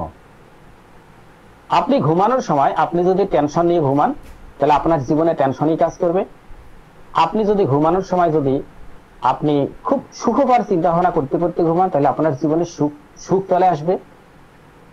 এখন বিষয়টা হচ্ছে যে আমরা তো ঘুমের সময় আমাদের ব্রেনকে নিয়ন্ত্রণ করতে পারি না, তাহলে আমরা কিভাবে বসে বসে নিয়ন্ত্রণ করব? এটাকে নিয়ন্ত্রণ করা যায়, আমরা এটাকে বসে বসে প্র্যাকটিসের মাধ্যমে নিয়ন্ত্রণ করতে পারবো। আমরা যে সাধারণত জাগ্রত অবস্থা আসে তাকে বলা হচ্ছে বিটা, মানে 14 থেকে 26 সাইকেল, এবং এর চেয়েও আরো অতি আবেগীয় অবস্থা, আমরা যখন রাগান্বিত হয়ে যাই, আমরা যখন ভয় পাই, তখন আমাদের একটা ব্রেনের অবস্থা আছে, তাকে বলা হচ্ছে গামা স্টেট। এর সাইকেল হচ্ছে 27+, মানে 27 থেকে 100 পর্যন্ত। আমরা সাধারণত মানুষরা 14 থেকে 26 সাইকেলের মধ্যে থাকি, মানে আমরা সাধারণত মোটামুটি সবসময় বিটা স্টেটে থাকি। কিন্তু বিটা স্টেটে থাকার পর আমরা যদি সচেতন অবস্থায় গামা আলফা স্টেটে যাইতে পারি, তাহলে ওই সময় আমরা যা চিন্তা করব, মানে সচেতন অবস্থা আছি, ঘুমের মধ্যে নেই, কিন্তু আমি আলফা স্টেটে আছি। বিষয়টাকে আবার ক্লিয়ার করি, মানে আমি ঘুমের অবস্থা আছি, কিন্তু সেটা আমি সচেতন ভাবে আছি। আমরা যদি এইভাবে প্র্যাকটিস করতে পারি, শিখতে পারি, এই সময় আমি আমার ব্রেনের মধ্যে যা ইনপুট করব, সচেতন মাইন্ডে যা ইনপুট করব, তা অবচেতন মাইন্ড বিশ্বাস করবে। আর আমরা যদি একবার আমাদের অবচেতন মাইন্ডটাকে বিশ্বাস করাতে পারি, তাহলে আমরা জীবনে যা চাইবো তাই আমরা জীবনে অর্জন করতে পারবো। যদি আমরা সুখ চাই, আমরা যদি স্বাস্থ্য চাই, স্বাস্থ্য পাবো। আমরা যদি জীবনে সমৃদ্ধি চাই, সমৃদ্ধি পাবো। আমরা যদি পরিবারের সাথে ভালো সম্পর্ক তৈরি করতে চাই, ভালো সম্পর্ক তৈরি করতে পারবো। আমরা যদি সমাজে আমাদের একটা স্ট্যাটাস তৈরি করতে চাই, আমরা স্ট্যাটাস তৈরি করতে পারবো। এক কথায় আমরা জীবনে যা চাইবো তাই আমরা অর্জন করতে পারবো। আজকে যে ফ্রি সেশন ছিল, সেই ফ্রি সেশন ছিল 8টা থেকে 10টা। আমরা মোটামুটি আমরা একেবারে শেষ পর্যায়ে চলে এসেছি ফ্রি সেশনের। কিন্তু এই পুরো ট্রেনিংটা কিভাবে আমরা আমাদের ব্রেইন এবং আমাদের মাইন্ডকে কাজে লাগাবো, এই টোটাল ট্রেনিংটা আরো 4 দিন ব্যাপী। মানে এটা যদি আমরা আরো 4 দিন করি, তাহলে পুরো বিষয়টা আমরা আয়ত্তে আনতে পারবো এবং আমরা শিখতে পারবো। এবং পৃথিবীতে যেই ব্যক্তিগুলা অসাধারণ, মানে সফল ব্যক্তি বা অসাধারণ ব্যক্তি অসাধারণ হয়ে উঠছে, তারা এই প্র্যাকটিস গুলা করে করে অসাধারণ হয়ে উঠছে। তা আমরা যদি এই প্র্যাকটিস গুলা করতে পারি, তাহলে আমরা যে যেমন প্র্যাকটিস করতে পারবে সে মনেই অর্জন করবে। যদি খুব ভালো প্র্যাকটিস করতে পারেন, তাহলে আপনি জীবনে খুব ভালো জায়গা পৌঁছতে পারবেন। এমনকি যারা মহাবিজ্ঞানী ছিল আইনস্টাইন, তারা এই প্র্যাকটিস গুলা করে করেই জীবনে উন্নতি করেছে। যারা মহান নেতা ছিল, মহান লিডার, তারা এই প্র্যাকটিস গুলা করেছিল। এই প্র্যাকটিস গুলা করে করেই তারা মহান নেতা হয়েছে। তা আমাদের এই বিষয়গুলো শিখতে হয়। এই বিষয়গুলো শেখার জন্য আমাদের সময় লাগবে আরো 4 দিন। এই 4 দিনে আপনারা যে আজকে এখানে ট্রেনিং করতেছেন, আপনারা ফ্রিতে চলে আসছেন। আসলে ফ্রিতে আসেননি, আপনারা এসেছেন একটা মূল্যবান সময় ব্যয় করে। আর আমার যে তথ্যটা আপনারা পেয়েছেন, এই তথ্যটা কিন্তু আপনারা সাধারণত এমনি এমনি পাননি। আমাকে এখানে ফেসবুকে একটা মোটা অঙ্কের বুস্ট করতে হয়েছে, তারপর আপনাদের কাছে আমার তথ্যটা গেছে, আপনারা তারপর পেয়েছেন। এখানে এই 4 দিনের একটা খুবই একটা অসাধারণ ট্রেনিং। এই ট্রেনিংটা করতে মোটামুটি যদি আপনারা ফি এর হিসাব করেন, তাহলে ফিটা মূলত চলে 4000 টাকা। তা 4000 টাকা নয়, আমি এটাকে সৌজন্য ফি হিসাবে অনলি 1000 টাকা রাখছি। কিন্তু কেউ যদি এখন এই মুহূর্তে পেমেন্ট করে, তাহলে আমি রাখছি অনলি 500 টাকা। মানে এই মুহূর্তে যদি আপনারা 500 টাকা পেমেন্ট করেন, তাহলে এই ট্রেনিংটি করতে পারবেন। এই ট্রেনিংটি হবে আগামী রবি, সোম, মঙ্গল, বুধ 4 দিন, এবং আগামী শুক্রবার। রবি, সোম, মঙ্গল সকালবেলা হবে 6টার সময়, 6টা থেকে 7টা। কেউ যদি সকালবেলা করতে না পারে, তাহলে রাত 8টা থেকে 9টা হবে রবি থেকে বুধবার। এবং এই 2টা দিন কেউ যদি করতে না পারে, তাহলে শুক্রবার হবে সকাল 8টা থেকে 10টা, এবং পরবর্তী আরেক শুক্রবার হবে সকাল 8টা থেকে 1টা। কিন্তু কোনো ব্যক্তি যদি চায়, তাহলে তিনি একসাথে 3 বারেই অংশগ্রহণ করতে পারবে। এবং যেহেতু অনলাইন প্রোগ্রাম, অনেকের নেট থাকে না, নেট স্লো হয়ে যায়, বিদ্যুৎ থাকে না, এই জন্য সুবিধার্থে আমরা করেছি যে একই ব্যক্তি চাইলে ইচ্ছা করলে 3 বার ট্রেনিংটা করতে পারবে, মানে 3 সপ্তাহ ব্যাপী ট্রেনিংটা করতে পারবে, একবার ফি দিয়ে 3 বার ট্রেনিংটা করতে পারবে। তাহলে আপনারা যদি এই ট্রেনিংটা করতে চান আগামী 4 দিনের জন্য এবং শুক্রবার করে যদি কেউ করতে চান তাহলে সেটা 2 শুক্রবারের জন্য, মানে 2 ঘন্টা করে 4 ঘন্টা, আর প্রত্যেক দিনে করলে 1 ঘন্টা করে 4 দিন। তাহলে আপনারা এখনই পেমেন্ট করতে পারেন। এখনই যারা পেমেন্ট করবেন তাদের জন্য অনলি 500 টাকা দিয়ে আপনারা পেমেন্ট করতে পারেন। আমি একটা নাম্বার দিয়ে দিচ্ছি,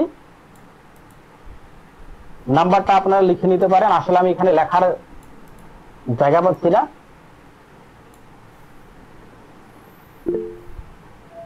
আমি গ্রুপে নাম্বারটা দিয়ে দিচ্ছি, এটা বিকাশ নগদ 10 পার্সোনাল। কোন গ্রুপ বলেছে?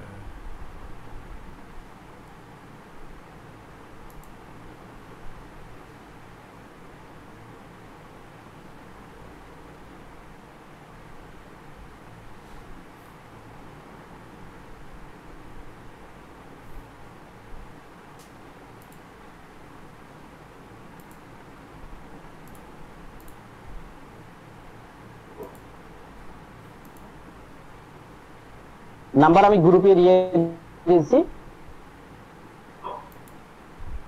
আচ্ছা, কেউ একজন হাত তুলছিল, হ্যান্ড রেজ করেছিল, কিছু জিজ্ঞাসা করার থাকলে জিজ্ঞাসা করেন, কোনো প্রশ্ন থাকলে প্রশ্ন করতে পারেন।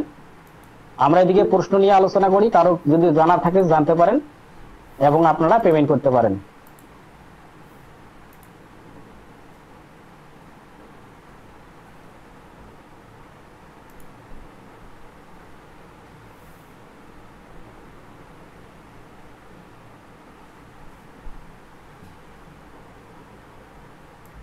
আপনারা প্রশ্ন করতে পারেন।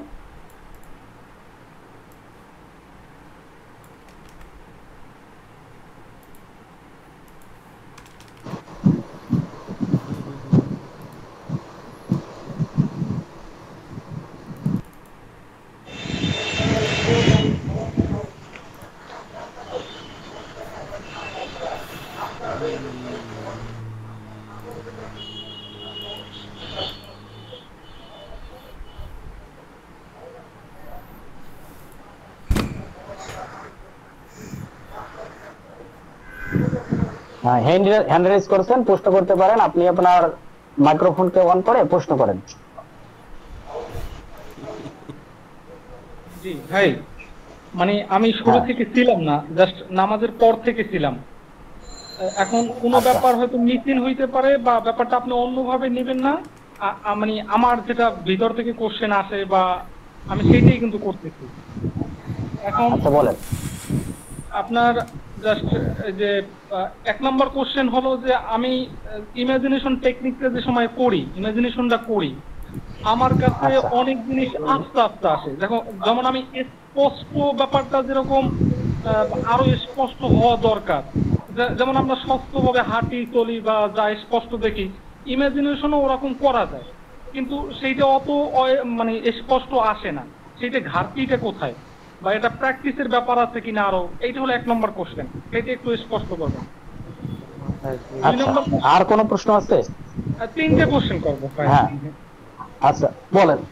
এইটা তো আপনি এখানে। আর 2 নম্বর কোশ্চেনটা হইলো আপনার এই যে সাবকনসিয়াস মাইন্ডের এই ব্যাপারগুলো আসলেই সত্য। কারণ হলো কিছু মানুষ পৃথিবীতে এত এক্সট্রাঅর্ডিনারি হয়, অসাধারণ হয়, অবশ্যই এর পিছনে কোনো রহস্য।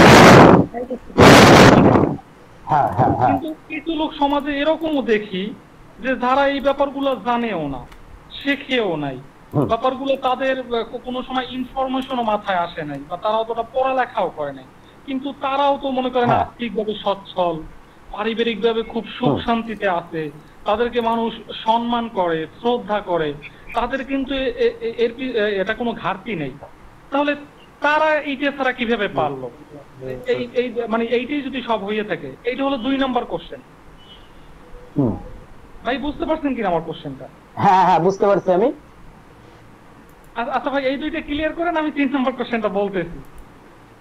আচ্ছা, বিষয়টা হচ্ছে কি, এইটা আমি আপনাকে এত তাড়াতাড়ি মানে এক বাক্যে যে এই বিষয়গুলো নিয়ে মূলত ট্রেনিং, মানে আমরা কেন জীবনে সবাই সুখ চাই কিন্তু সবাই সুখী হতে পারছি না কেন, আবার আমরা বাইরে থেকে কাউকে দেখতেছি যে খুবই সুখী কিভাবে হচ্ছে, এই বিষয়গুলো আসলে ওই এক বাক্যে আমি আপনাকে বলতে পারবো না। তারপর আপনি যে ওই ভিজুয়ালাইজেশনে গেছেন, আপনি আবছা দেখছেন, এগুলা আসলে প্রত্যেকটা পরিবেশগত অবস্থা।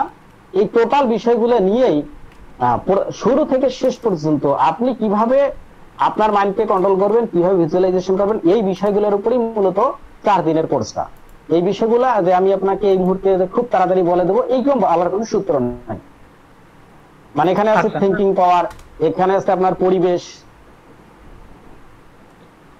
না ওইখানে জাস্ট আমার 2 নম্বরের ব্যাপারটা আরেকটু মানে স্পষ্টটা ব্যাপারটা কি, মানে আপনার অনেক মানুষ আছে যে সে এটা তো জানেও না, সেও তো আর্থিকভাবে সচ্ছল, তারপর সম্মানী সমাজে, এখন কি তাহলে তার মানে ভিজুয়ালাইজেশন বা এইসব জিনিস জানা ছাড়াও সে কি তার কর্মের মাধ্যমে বা অনেক প্রচেষ্টার মাধ্যমে কি হইছে, তাহলে এটার চেয়েও কি বড় কর্ম প্রচেষ্টা?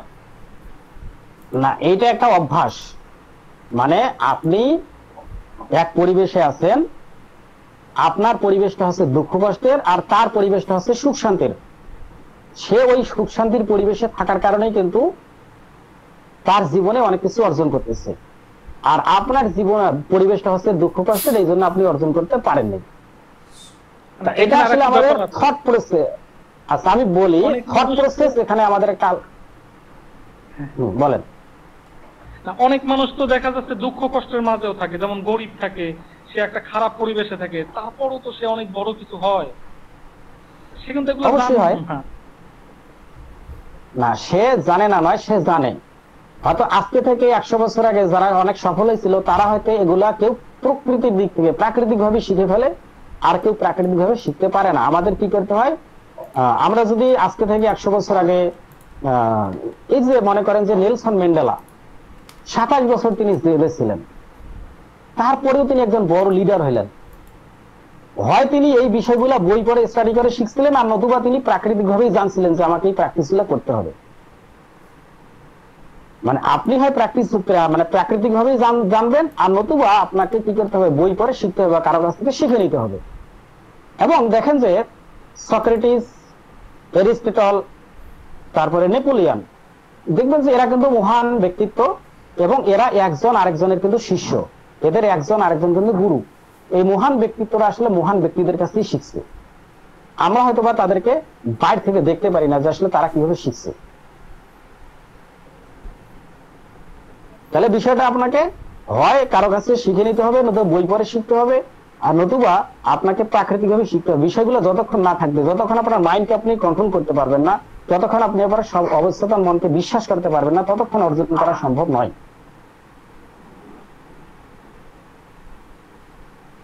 জি ভাই, ঠিক না, ওই জন্যই তো বলতেছি যে আপনার যারা আসলে অনেক এক্সট্রা অর্ডিনারি তারা তো অবশ্যই এর পিছনে এরকম অনেক রহস্যই আছে, যার কারণেই তো, কারণ আমরা ভিজুয়াল যা দেখি তার মানে ব্যাক সাইডে আপনার ইনভিজুয়াল অনেক ব্যাপার আছে, সেইটার জন্যই আপনার সামনে আমরা ভিজুয়াল কিছু ঘটে। আর একটা ব্যাপার হলো ভাই, আমি যে ইমাজিনেশন টেকনিক করব বা যাই কিছু করব, সেইটা কি আসলে আমরা তো আল্লাহ তাআলার কাছে চাই মুসলিমরা, মানে আমাদের যা কিছু জীবনে প্রয়োজন হয়। এখন ব্যাপারটা হলো আমি যে ইমাজিনেশন টেকনিক করে এই ব্যাপারগুলো চাইতেছি বা দেখতেছি, ভিজুয়াল দেখতেছি, এই ব্যাপারগুলো আমার সাথে ঘটতেছে, এটা কি ইসলামের সাথে সাংঘর্ষিক কিনা? এটা আসলে আপনি আজকে মনে করেন যে রাতের বেলা আপনি আগামীকাল সকালবেলা কি খাবেন, তারপরে দুপুর বেলা কি খাবেন চিন্তা করতেছেন। মনে করেন আপনার অভাব, সাপোজ আপনি কি খাবেন এটা চিন্তা করতেছেন যে আমি সকালবেলা এখানে যাব, এখানে গেলে আমি একটা কাজ পাবো, কিছু টাকা পাবো, আমি এটা নিয়ে এসে পরিবার সহ সকালবেলা দুপুরবেলা খাবো। এটাও কিন্তু একটা ভিজুয়ালাইজেশন। এবং স্বয়ং মহান আল্লাহ রব্বুল আলামিনও ভিজুয়ালাইজেশন মানে স্বপ্ন দেখছিলেন যে আমি পৃথিবীতে মানুষ সৃষ্টি করতে চাই, তাদেরকে বললেন। এটা সামগ্রিকভাবে যদি আপনি ভিজুয়ালাইজেশন এবং মেডিটেশনকে অ্যাডজাস্ট করেন, তা আপনি মেডিটেশন করতে করতে আপনি হয় শয়তানের পথে যেতে পারেন, নতুবা আপনি আল্লাহর পথে আসতে পারেন, দুইটা। তাহলে আপনি মেডিটেশনে কি দেখবেন, কি ভাববেন, ভিজুয়ালাইজেশনে সেটা হচ্ছে মেইন ফ্যাক্ট। আপনি যদি শয়তানের প্ররোচনায় শয়তানি দেখেন তাহলে আপনি একদম শয়তান হয়ে যাবেন। আর যদি আপনি আল্লাহর মানে ইসলামের পদ অনুসারে, ধর্মীয় পদ অনুসারে আপনি যদি মেডিটেশন করেন, ভিজুয়ালাইজেশন করেন, সঠিকভাবে করেন তাহলে আপনি একজন আল্লাহর ভালো বান্দা হবেন। তো এই বিষয়গুলো আমরা ওই পরবর্তী ট্রেনিং এর যে 4 দিনের সেশনটা আছে ওখানে আমরা শিখাবো কিভাবে আসলে এটা করতে হয়। জি ভাই, অসংখ্য ধন্যবাদ। হ্যাঁ, ওই যে আপনার যে ব্যাপারগুলো, হ্যাঁ আপনি ঠিকই বলছেন, আসলে এটা ইসলামের সাথে সাংঘর্ষিক না। আর আপনার আমি যেটা যদি ভালো কিছু ভাবি তাহলে অবশ্যই ভালো কিছু ঘটবে, তাহলে এটা তো সাংঘর্ষিক না। আর আল্লাহ তাআলা হয়তো তারও এরকম ভিজুয়াল ছিল যে এরকম কিছু সৃষ্টি করবে, তারপরেই এরকম সৃষ্টি করছে। আগে এই যে আপনার ইমাজিনেশনে আসে, তারপরেই বাস্তবে কিছু ঘটে। যেমন আমি কোথায় যাইতে চাই সেটা প্রথমে ওই স্থানটা আমার মাথায় আসে, তারপরে আমি সেখানে যাইতে পারি। এটা একটা স্বাভাবিক প্রসেস। থ্যাংক ইউ ভাই, সুন্দর। এটা ইমাজিনেশন। জি জি, থ্যাংক ইউ ভাই। আচ্ছা, এরপরে আর কোনো প্রশ্ন কারো?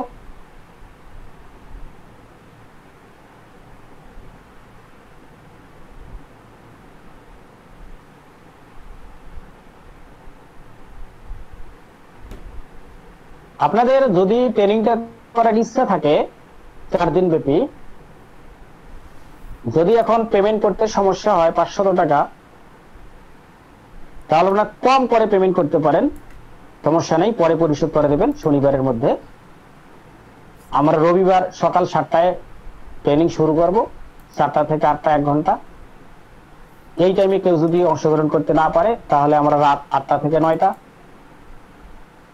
এবং কারো যদি এই 2 টাইমেই সমস্যা হয় তাহলে তাদের জন্য আগামী শুক্রবার সকাল 8টা থেকে 10টা, এবং পরের শুক্রবার আবার 8টা থেকে 10টা।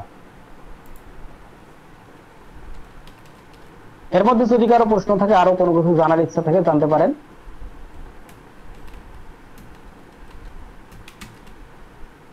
ভাই আমি আপনার ট্রেনিং যে অংশগ্রহণ করতে চাই আল্লাহর ইচ্ছায়, কিন্তু জাস্ট আমার টাকা আছে ভাই, কিন্তু টাকাটা আমার অন্য খাতে ব্যয় করা লাগবে। আমি আপনারা এখন 200 টাকা দিলে পরবর্তীতে আমি যদি পে করার আমার সুযোগ থাকে অন্তত 3-4 তারিখ, তাহলে ভাই আমি করব। আর এটা আমার জানার খুব ইচ্ছা, আর ইনশাল্লাহ এটা থেকে ভালো কিছু হবে, ঘটবে।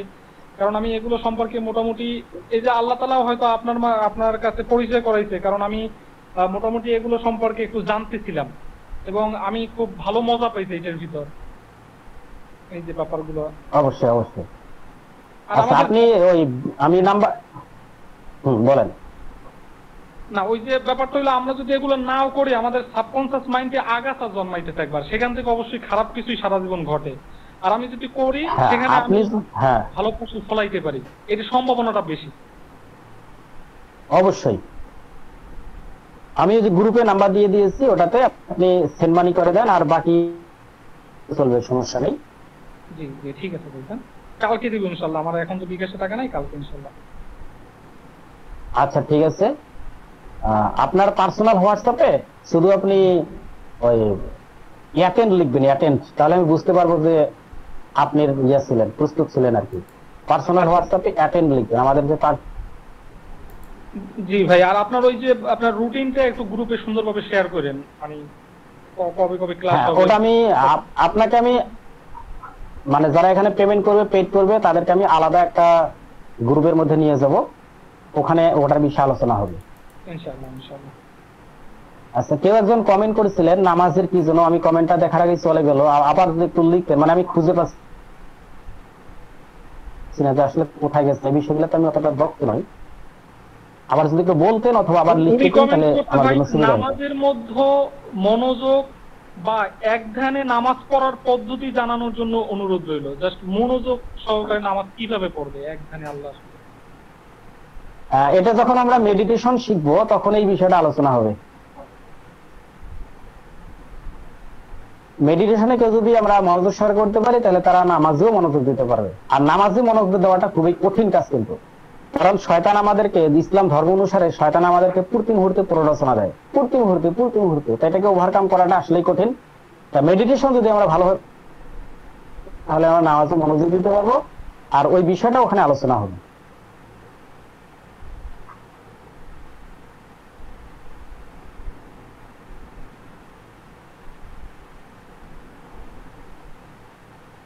আসলে আমি একজন প্রফেশনালি কিন্তু আমি শিক্ষক ছিলাম। আমি 21 সালে আমি আমার থট প্রসেসটাকে চেঞ্জ করে ফেলেছি। আমি ঢাকার একটা স্কুলে শিক্ষকতা করতাম। আমার একটা বড় এলাকায় কোচিং সেন্টার ছিল। এরপরে আমি ঢাকা থেকে চলে আসলাম আমাদের করোনার সময় 20 সালে। আমি একটা এলাকায় একটা শিক্ষা প্রতিষ্ঠানে আবার জড়িত হইলাম ইংরেজি শিক্ষক হিসাবে। এরপরে আমি শিক্ষকতা মোটামুটি আমি যদিও সরকারি প্রতিষ্ঠানে করিনি, প্রাইভেট প্রতিষ্ঠানেই। এই শিক্ষকতার আমার বয়স মোটামুটি 23 বছর। মানে আমার প্রাইভেট জগতে প্রাইভেট পড়াইছি, শিক্ষকতা করেছি স্কুলে। তা আমার এই শিক্ষকতার বয়স হচ্ছে 23 বছর। 23 বছরের পরে আমি 21 সালে এসে আমার থট প্রসেসটাকে চেঞ্জ করে ফেললাম যে না, আর এই শিক্ষকতা আমি করবো না। আমি তখন প্রস্তুতি নিলাম। আসলে এই ট্রেনিং গুলো আমার জানা ছিল আগে থেকে, আমার আগে থেকে প্রস্তুতি ছিল, বিষয়গুলা সাইকোলজির ব্যাপারগুলো আমার মোটামুটি ছিল। তারপর আমি ইন্ডিয়ায় ট্রেনিং করলাম, বাংলাদেশে বিখ্যাত কিছু ট্রেনের কাছে ট্রেনিং করলাম। তারপরে আমি অনেকগুলো এগুলোর উপর স্টাডি শুরু করলাম। শুরু করার পরে এই 21 সাল থেকে প্রস্তুতি নিয়ে আমি এর মধ্যে কয়েকটা অফলাইন ট্রেনিং করিয়েছি। তারপরে আমি অনলাইন ট্রেনিং এর জগতে এসেছি। অনলাইন ট্রেনিং আজকে মনে করেন আজকে দ্বিতীয়তম অনলাইন ট্রেনিং হচ্ছে। এবং আজকে আমি সকালে একটা পেইড কোর্স করাইছি। তো এই মিলে আমার কোয়ালিফিকেশন, এই মিলে যোগ্যতা। হ্যাঁ, তারপরে ভাই আরো কিছু বলবেন? ভাই আমি ক্ষমা একজন ভাই চাই, hand আমি raise মনে হয় একটু বেশি কথা বলতেছি ভাই। না না, সমস্যা নেই ভাই। ব্যাপারটা হলো কি যে আপনার হয়তো মনে হয় 100 জন মানুষ যদি এই জায়গায় থাকে, জাস্ট আমার মনে হয় যে 95% মানুষই জানে না। এটা জাস্ট আমি জরিপ করি না, জাস্ট আমি গেস থেকে বলতেছি। এখন জাস্ট ইন্ডিয়াতে ভাই অনেকেই হয় এটা নিয়ে। এখন আমাদের দেশে ভাই আমরা যেমন একটা জিনিস কিনতে যাই ফেসবুকে বা ইসে অনলাইনে আমরা কিনতে যাই, তখন আমরা কমেন্টস পড়ি যে আসলে এটা কেউ কিনছে কিনা, কেউ ভালো বলে কিনা। তাহলে আমাদের সোশ্যাল প্রুফটা ওইটা নাই অতটা ভাই। এই জন্য আমি বলতেছি যে আপনার যারা স্টুডেন্ট হবে তাদের ভিতর থেকে আপনি কিছু কিছু সোশ্যাল প্রুফ বের করবেন যে আর আমি মেডিটেশন করাইছি এই বিষয়ের উপর ফোকাস দিয়ে, সেই বিষয়টা চাওয়ার পর এতদিনে পাইছে, সেই বিষয়টা চাওয়ার পর এতদিনে তার পূরণ হয়েছে আল্লাহর ইচ্ছায়। এই জিনিসগুলো যদি আপনি তৈরি করতে পারেন আপনার স্টুডেন্টের মাঝে, তখন আপনি যখন এইটা আপনার সবাইকে অ্যাভেলেবেল দেখাইবেন, মানুষ জানতে পারবে, তখন কিন্তু আপনার মানুষ আপনার কাছে আরো বেশি আসবে জানতে। তখন আপনিও বেনিফিটেড হইলেন আর আমরা সবচেয়ে বেশি উপকৃত হব। অনেকগুলো মানুষ এইটার সাথে ইনভলভ হইতে পারবে। ভাই এটা আমার একটা ব্যক্তিগত মত, অন্যভাবে না। ঠিক আছে, আপনার বক্তব্য আমিও একটু জানতে চাচ্ছি। তার আগে আমি একটা কথা হ্যাঁ, কেউ কি আপনি মানে এরকম সাকসেসফুল হয়েছে কিনা কিংবা এরকম কেউ আছে কিনা? ওনার যে কথা, এই যে ভাইয়াটার কথার সাথে আমি টোটালি একমত যে কেউ সাকসেসফুল হয়েছে কিনা কিংবা আছে কিনা, এটা জানলে আমাদের জন্য বেটার হইতো, আর একটু ইন্সপায়ার হইতাম। এটা আসলে জানার দরকার। এটা আমি আমার ক্ষেত্রে বলি যে এই প্র্যাকটিস গুলা কেউ যদি একটা রিক্সাওয়ালা এই প্র্যাকটিসটা ভালোভাবে করতে পারে, তাহলে তাকে 3 থেকে 5 বছর পরে রিক্সা চালাতে হবে না। আমার ক্ষেত্রে যদি আমি আসি, তাহলে মানে আমার জন্য একটা চাকরি ছেড়ে দেওয়াটা আমার জন্য খুবই কঠিন ছিল। মানে বেসিক নিডের জন্য আমার জন্য চাকরি ছেড়ে দিয়ে 1 মাস চলা আমার জন্য খুবই কঠিন, যা প্রায় অসম্ভব ছিল। আমি এই প্র্যাকটিস গুলা করার মাধ্যমে আমি নিজের উপরেই অ্যাপ্লাই করেছি। প্র্যাকটিস গুলা করার মাধ্যমে আমি আজকে দীর্ঘ কয়েক মাস যাবত আমি চাকরি মানে আমি শিক্ষকতা ছাড়াই আমি শুধু এটার উপরে, অথচ আমি এটাতে খুব বেশি কিন্তু এখন পর্যন্ত আমার আউটপুট আসেনি। আমি আজকে একটা পেজ অনলাইনে পেজ সিস্টেম প্রথম ট্রেনিং করিয়েছি। শুধু এই প্র্যাকটিস গুলা করার মাধ্যমেই আমি আজকে আমার 23 বছরের পেশাকে অতিক্রম করে আমি আমার কাঙ্ক্ষিত গন্তব্যের দিকে এগিয়ে যাচ্ছি। এবং যদি বলেন যে আমি কাউকে কোনো তৈরি করাইছি কিনা, না, আমি তাহলে আমি বলবো যে আমার স্টুডেন্ট এখন পর্যন্ত ওইভাবে তৈরি হয়নি, কারণ আমি কাজটা শুরু করছি, আমি নিজে প্র্যাকটিস করছি। 21 সাল থেকে এটার উপরে প্র্যাকটিস করছি, চর্চা করছি, শিখছি। এর মধ্যে আমাকে ইন্ডিয়ায় অনেক ট্রেনিং করতে হয়েছে, বাংলাদেশে ট্রেনিং করতে হয়েছে।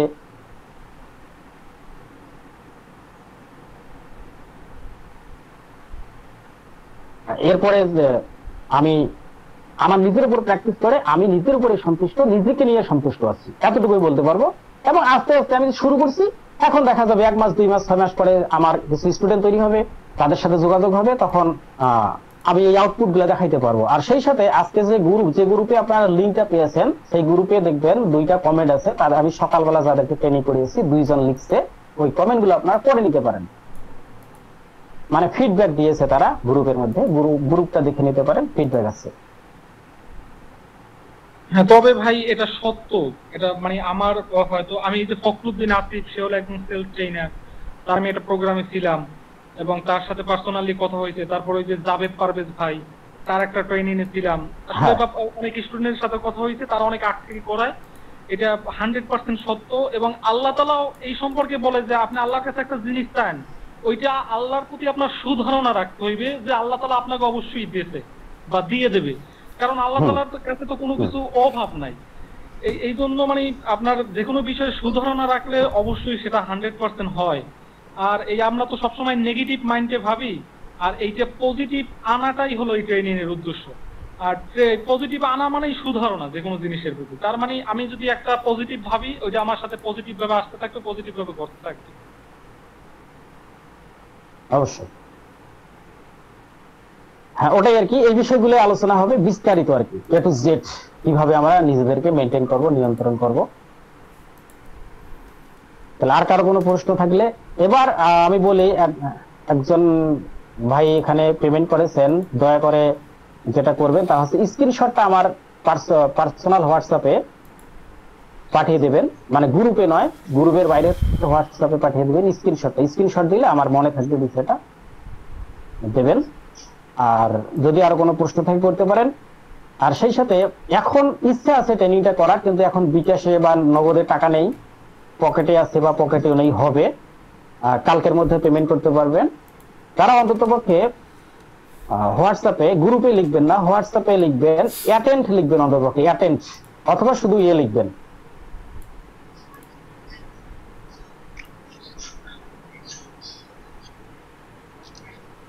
তারপরে হ্যাঁ দাদা, একজন হ্যান্ড রেজ করছেন, বলেন। আসলে তো ভাই এই মুহূর্তে বিকাশ করা সম্ভব হচ্ছে না, যেহেতু আমি দেশের বাইরে থাকি, রাত অনেক হয়ে গেছে বাংলাদেশ টাইম, তাই হয়তো বা কালকে করা যেতে পারে আর কি, দিনের বেলা। হ্যাঁ হ্যাঁ, ওই শুধু হোয়াটসঅ্যাপে লিখে দেন, তাহলে আমার বিষয়টা নজরে থাকবে। আচ্ছা, আমার একটা প্রশ্ন ভাই, প্রশ্নটা হচ্ছে যে মনে করেন যে মানসিক ভাবে অনেক উদ্বিগ্ন থাকি আর কি, যেটা মানে নিজেকে নিজে কন্ট্রোল করা সম্ভব হয় না, বিভিন্ন কিছু নিয়ে মনে করেন সারাদিন শুধু চিন্তার ভিতরে থাকি।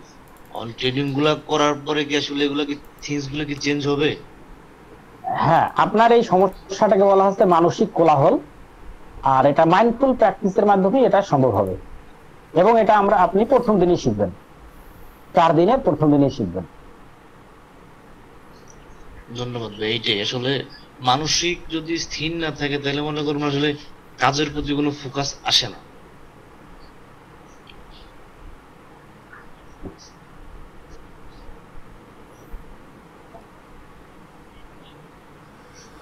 আচ্ছা, এরপরে কারো কোনো প্রশ্ন?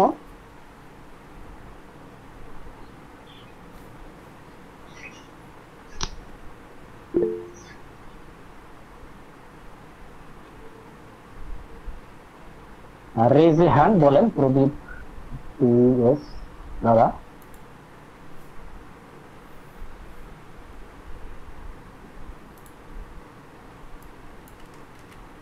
যারা ইচ্ছুক আছেন তারা হোয়াটসঅ্যাপে শুধুমাত্র লিখবেন।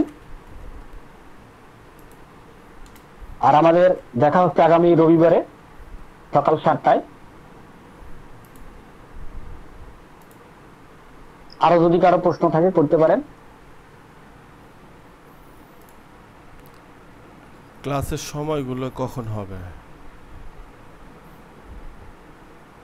কারণ আমরা তো এক একজন এক এক ক্লাসের সময়টা আবারও জি হ্যাঁ, ক্লাসের সময়টা আবারও বলি, সেটা হচ্ছে আপনি একবার পেমেন্ট করলে 3 সপ্তাহ ট্রেনিং করার সুযোগ পাবেন। বিষয়টা মনে রাখেন, 3 সপ্তাহ, এবং আপনি 1 সপ্তাহে 3 বার ট্রেনিং করার সুযোগ পাবেন। একটা হচ্ছে রবিবার, রবি, সোম, মঙ্গল, বুধ, 4 দিন। সকাল 7টায় শুরু হবে, 8টায় মানে সকাল 6টায় শুরু হবে, 7টায় শেষ হবে। রাতের বেলা রাত 8টায় শুরু হবে, 9টায় শেষ হবে।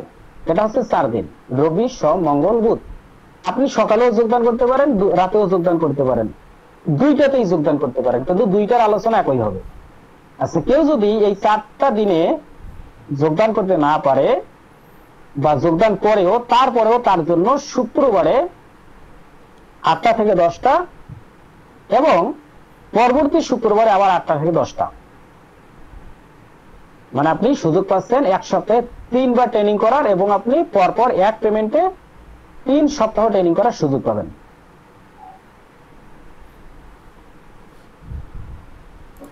এই ক্লাসগুলোর কি কোনো রেকর্ড ভিডিও পাওয়া যাবে কিনা বা রেকর্ড থাকে কিনা?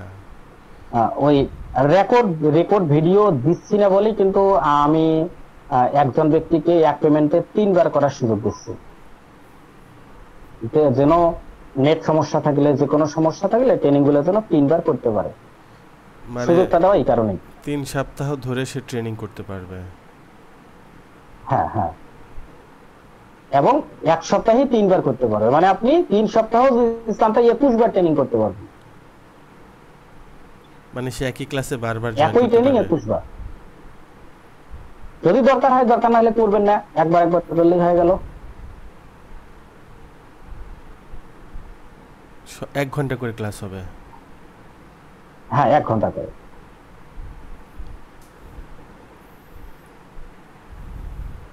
এটা কবে থেকে শুরু হচ্ছে? রবিবার থেকে।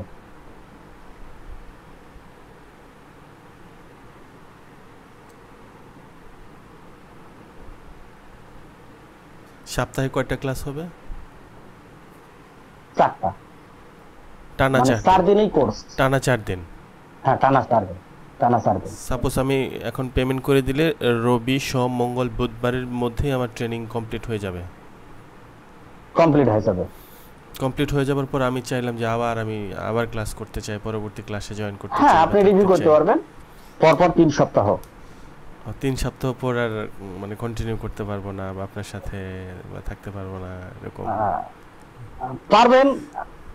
মানে আমরা যদি টাচে থাকি যে নতুন কিছু এর ভিতরেই কি সব? এটা গ্রুপ যে, হ্যাঁ, এটা যে গুরু আছে, ওই গ্রুপে আপনি আপডেট পেয়ে যাবেন। এরপরে যদি আপনি মনে করেন যে 3 দিন করার পর আমার হয়নি, আরো দরকার, আপনি আরো করতে পারবেন, সমস্যা নেই। তবে আমাকে একটু জানাতে হবে যে আমি আবার অংশগ্রহণ করতে চাই। সেজন্য আবার পেমেন্ট করতে হবে? না, পেমেন্ট করতে হবে না, এই ট্রেনিং এর জন্য আর পেমেন্ট করতে হবে না। এছাড়া কি আর কোনো ট্রেনিং আছে কিনা? হ্যাঁ, এছাড়া আমার ফুল মেডিটেশনের উপরে 2 দিন ট্রেনিং আছে, এবং আমার একটা স্পেশাল ভিআইপি ট্রেনিং, পুরো লাইফস্টাইল, পুরো লাইফ নিয়ে শুরু থেকে শেষ পর্যন্ত, সেটা প্রায় 10 দিনের একটা ট্রেনিং আছে।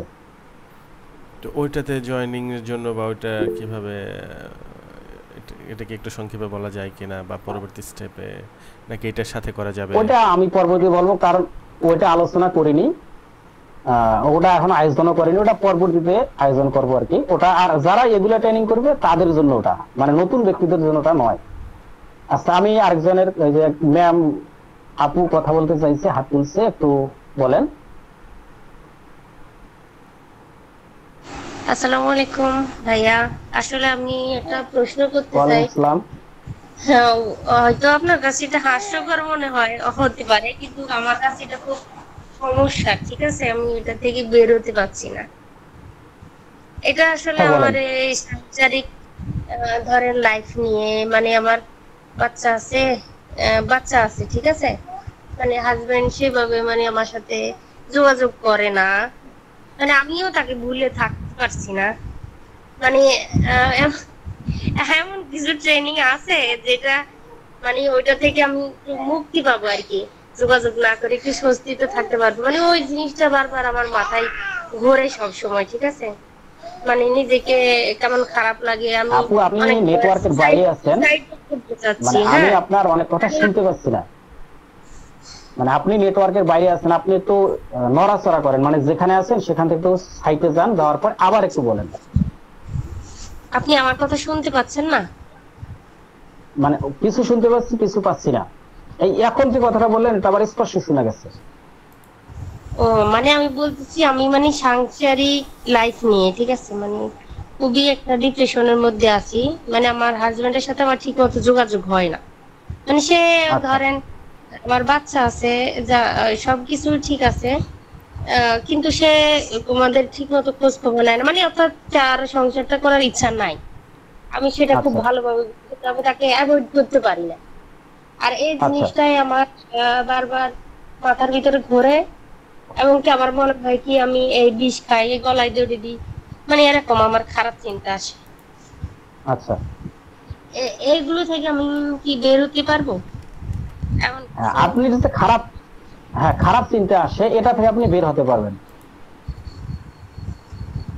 হ্যাঁ হ্যাঁ, আমি ওইটাই জানতে চাচ্ছি। মানে আপনার এই যে ট্রেনিংটা চলমান, এটা নাকি এটার জন্য আলাদা কোনো কিছু, অন্য কোনো ট্রেনিং? না, এটা ওই যে আমাদের যে 4 দিনের কোর্সটা, এই 4 দিনের কোর্সটার মধ্যে এটা আছে। এটা আলাদা ট্রেনিং এ যেতে হবে না, এটা 4 দিনের মধ্যেই আছে। আচ্ছা যাই হোক, এটা কেউ হাস্যকর ভাবে নিবেন না, আসলে এটা হাস্যকর হলেও আমার কাছে এটা খুবই না, এটা মানুষের সমস্যা এরকমই। মানে এটা শুধু আপনার সমস্যা, এটা অগণিত মানুষের সমস্যা। মানে এরকম সমস্যা বা এর কাছাকাছি কিছু সমস্যা, প্রত্যেকে এরকম কিছু না কিছু সমস্যা আছে। মানে এটা একটা মানসিক সমস্যা হয়ে দাঁড়িয়েছে আমার, ঠিক আছে, আমি এটার বাইরে করতে পারছি না। সবচাইতে আরো একটু আমি মনে হয় একটু বেশি সময় নিয়ে ফেললাম। মানে আমি একটা জব করতাম, মানে একটা ভালো, মোটামুটি একটা ভালো একটা স্যালারি ছিল, মানে 50,000 স্যালারি ছিল। আমি 7-8 বছর জব করছি। মানে এই জবটা আমি ছেড়ে দিয়েছিলাম মানে ফ্যামিলি কারণে, ঠিক আছে। ছেড়ে দেওয়ার পর থেকে ধরেন আমি কনসিভ করলাম, বাচ্চা হলো। এরপর থেকে আমার মানে এতটা মানসিক ভাবে আমি ভেঙে পড়েছি, মানে আমার এখন কোনো দিকে আমি পাচ্ছি না আসলে, মানে কোনো কিছুই করতে পারছি না, না স্কুল যেতে পারছি না স্কুল যেতে পারছি, এমন একটা অবস্থা। মানসিক ভাবে আমি খুবই ভেঙে পড়েছি। এখান থেকে আমি কিভাবে যে বের হবো ওইটাই আমি বুঝি। আচ্ছা, যা হবে এটা থেকে বের হবেন আপনি, এই 4 দিনের ট্রেনিং এর মধ্যে বের হবেন। টেনশন করার দরকার নেই। আচ্ছা, ধন্যবাদ ভাইয়া। আমি তাহলে হচ্ছে আমার বিকাশে আজকে আমি 200 টাকা দিচ্ছি, কালকের ভিতরে বাকি টাকাটা আমি দিয়ে দিই। হ্যাঁ দেন, আর ওই যে স্ক্রিনশট করে হোয়াটসঅ্যাপে পাঠিয়ে দিবেন। ওকে ওকে, আসসালামু আলাইকুম। ওয়ালাইকুম আসসালাম।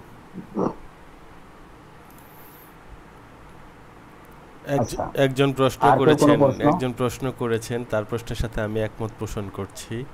সে লিখেছেন বিজনেস মাইন্ডসেটের উপর কোনো ট্রেনিং আছে কিনা, বা বিজনেস মাইন্ডসেট রিলেটেড। আপাতত এই বিজনেস মাইন্ডসেটটা 2 প্রকার। একটা হচ্ছে যে আসলে কিভাবে আপনি বিজনেস দাঁড় করাবেন, এটা একটা বিষয়। আর একটা হচ্ছে আপনি বিজনেস শুরু করবেন, এটার একটা আলাদা মাইন্ডসেট। আর আপনি লজের মধ্যেও আপনার মনোবল ভাঙবে না, এটা একটা মাইন্ডসেট। তা আপনি বিজনেস কিভাবে দাঁড় করাবেন এই বিষয়টা আপাতত আমার কাছে নেই, কিন্তু আপনি কিভাবে বিজনেস শুরু করবেন, মনোবল তৈরি করবেন, বিজনেসে লস হচ্ছে, ক্ষতি হচ্ছে, তারপর আপনি বিজনেসকে ধরে রাখার মানসিকতা তৈরি করবেন, এই বিষয়গুলো আমার কাছে আপাতত আছে। এবং এটা ওই 4 দিনের মধ্যেই হবে।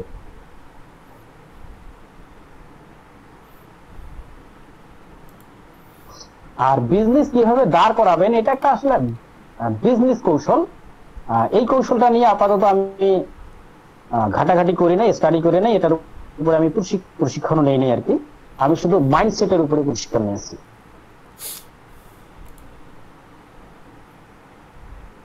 ক্লাসটা কি সকাল 6টা থেকে হবে না 7টা থেকে? রবিবার থেকে যে ক্লাস শুরু হবে সেটা কি 7টা থেকে হবে না 6টা থেকে? না, সকালটা হচ্ছে 6টা থেকে। কারণ তা চিন্তা করলাম যে 7টা থেকে চিন্তা করছিলাম, পরে চিন্তা করলাম অনেকে অফিসে যাবে, প্রস্তুতি নেবে, এই কারণে ওটাকে 6টা করে দিলাম, 6টা থেকে 7টা।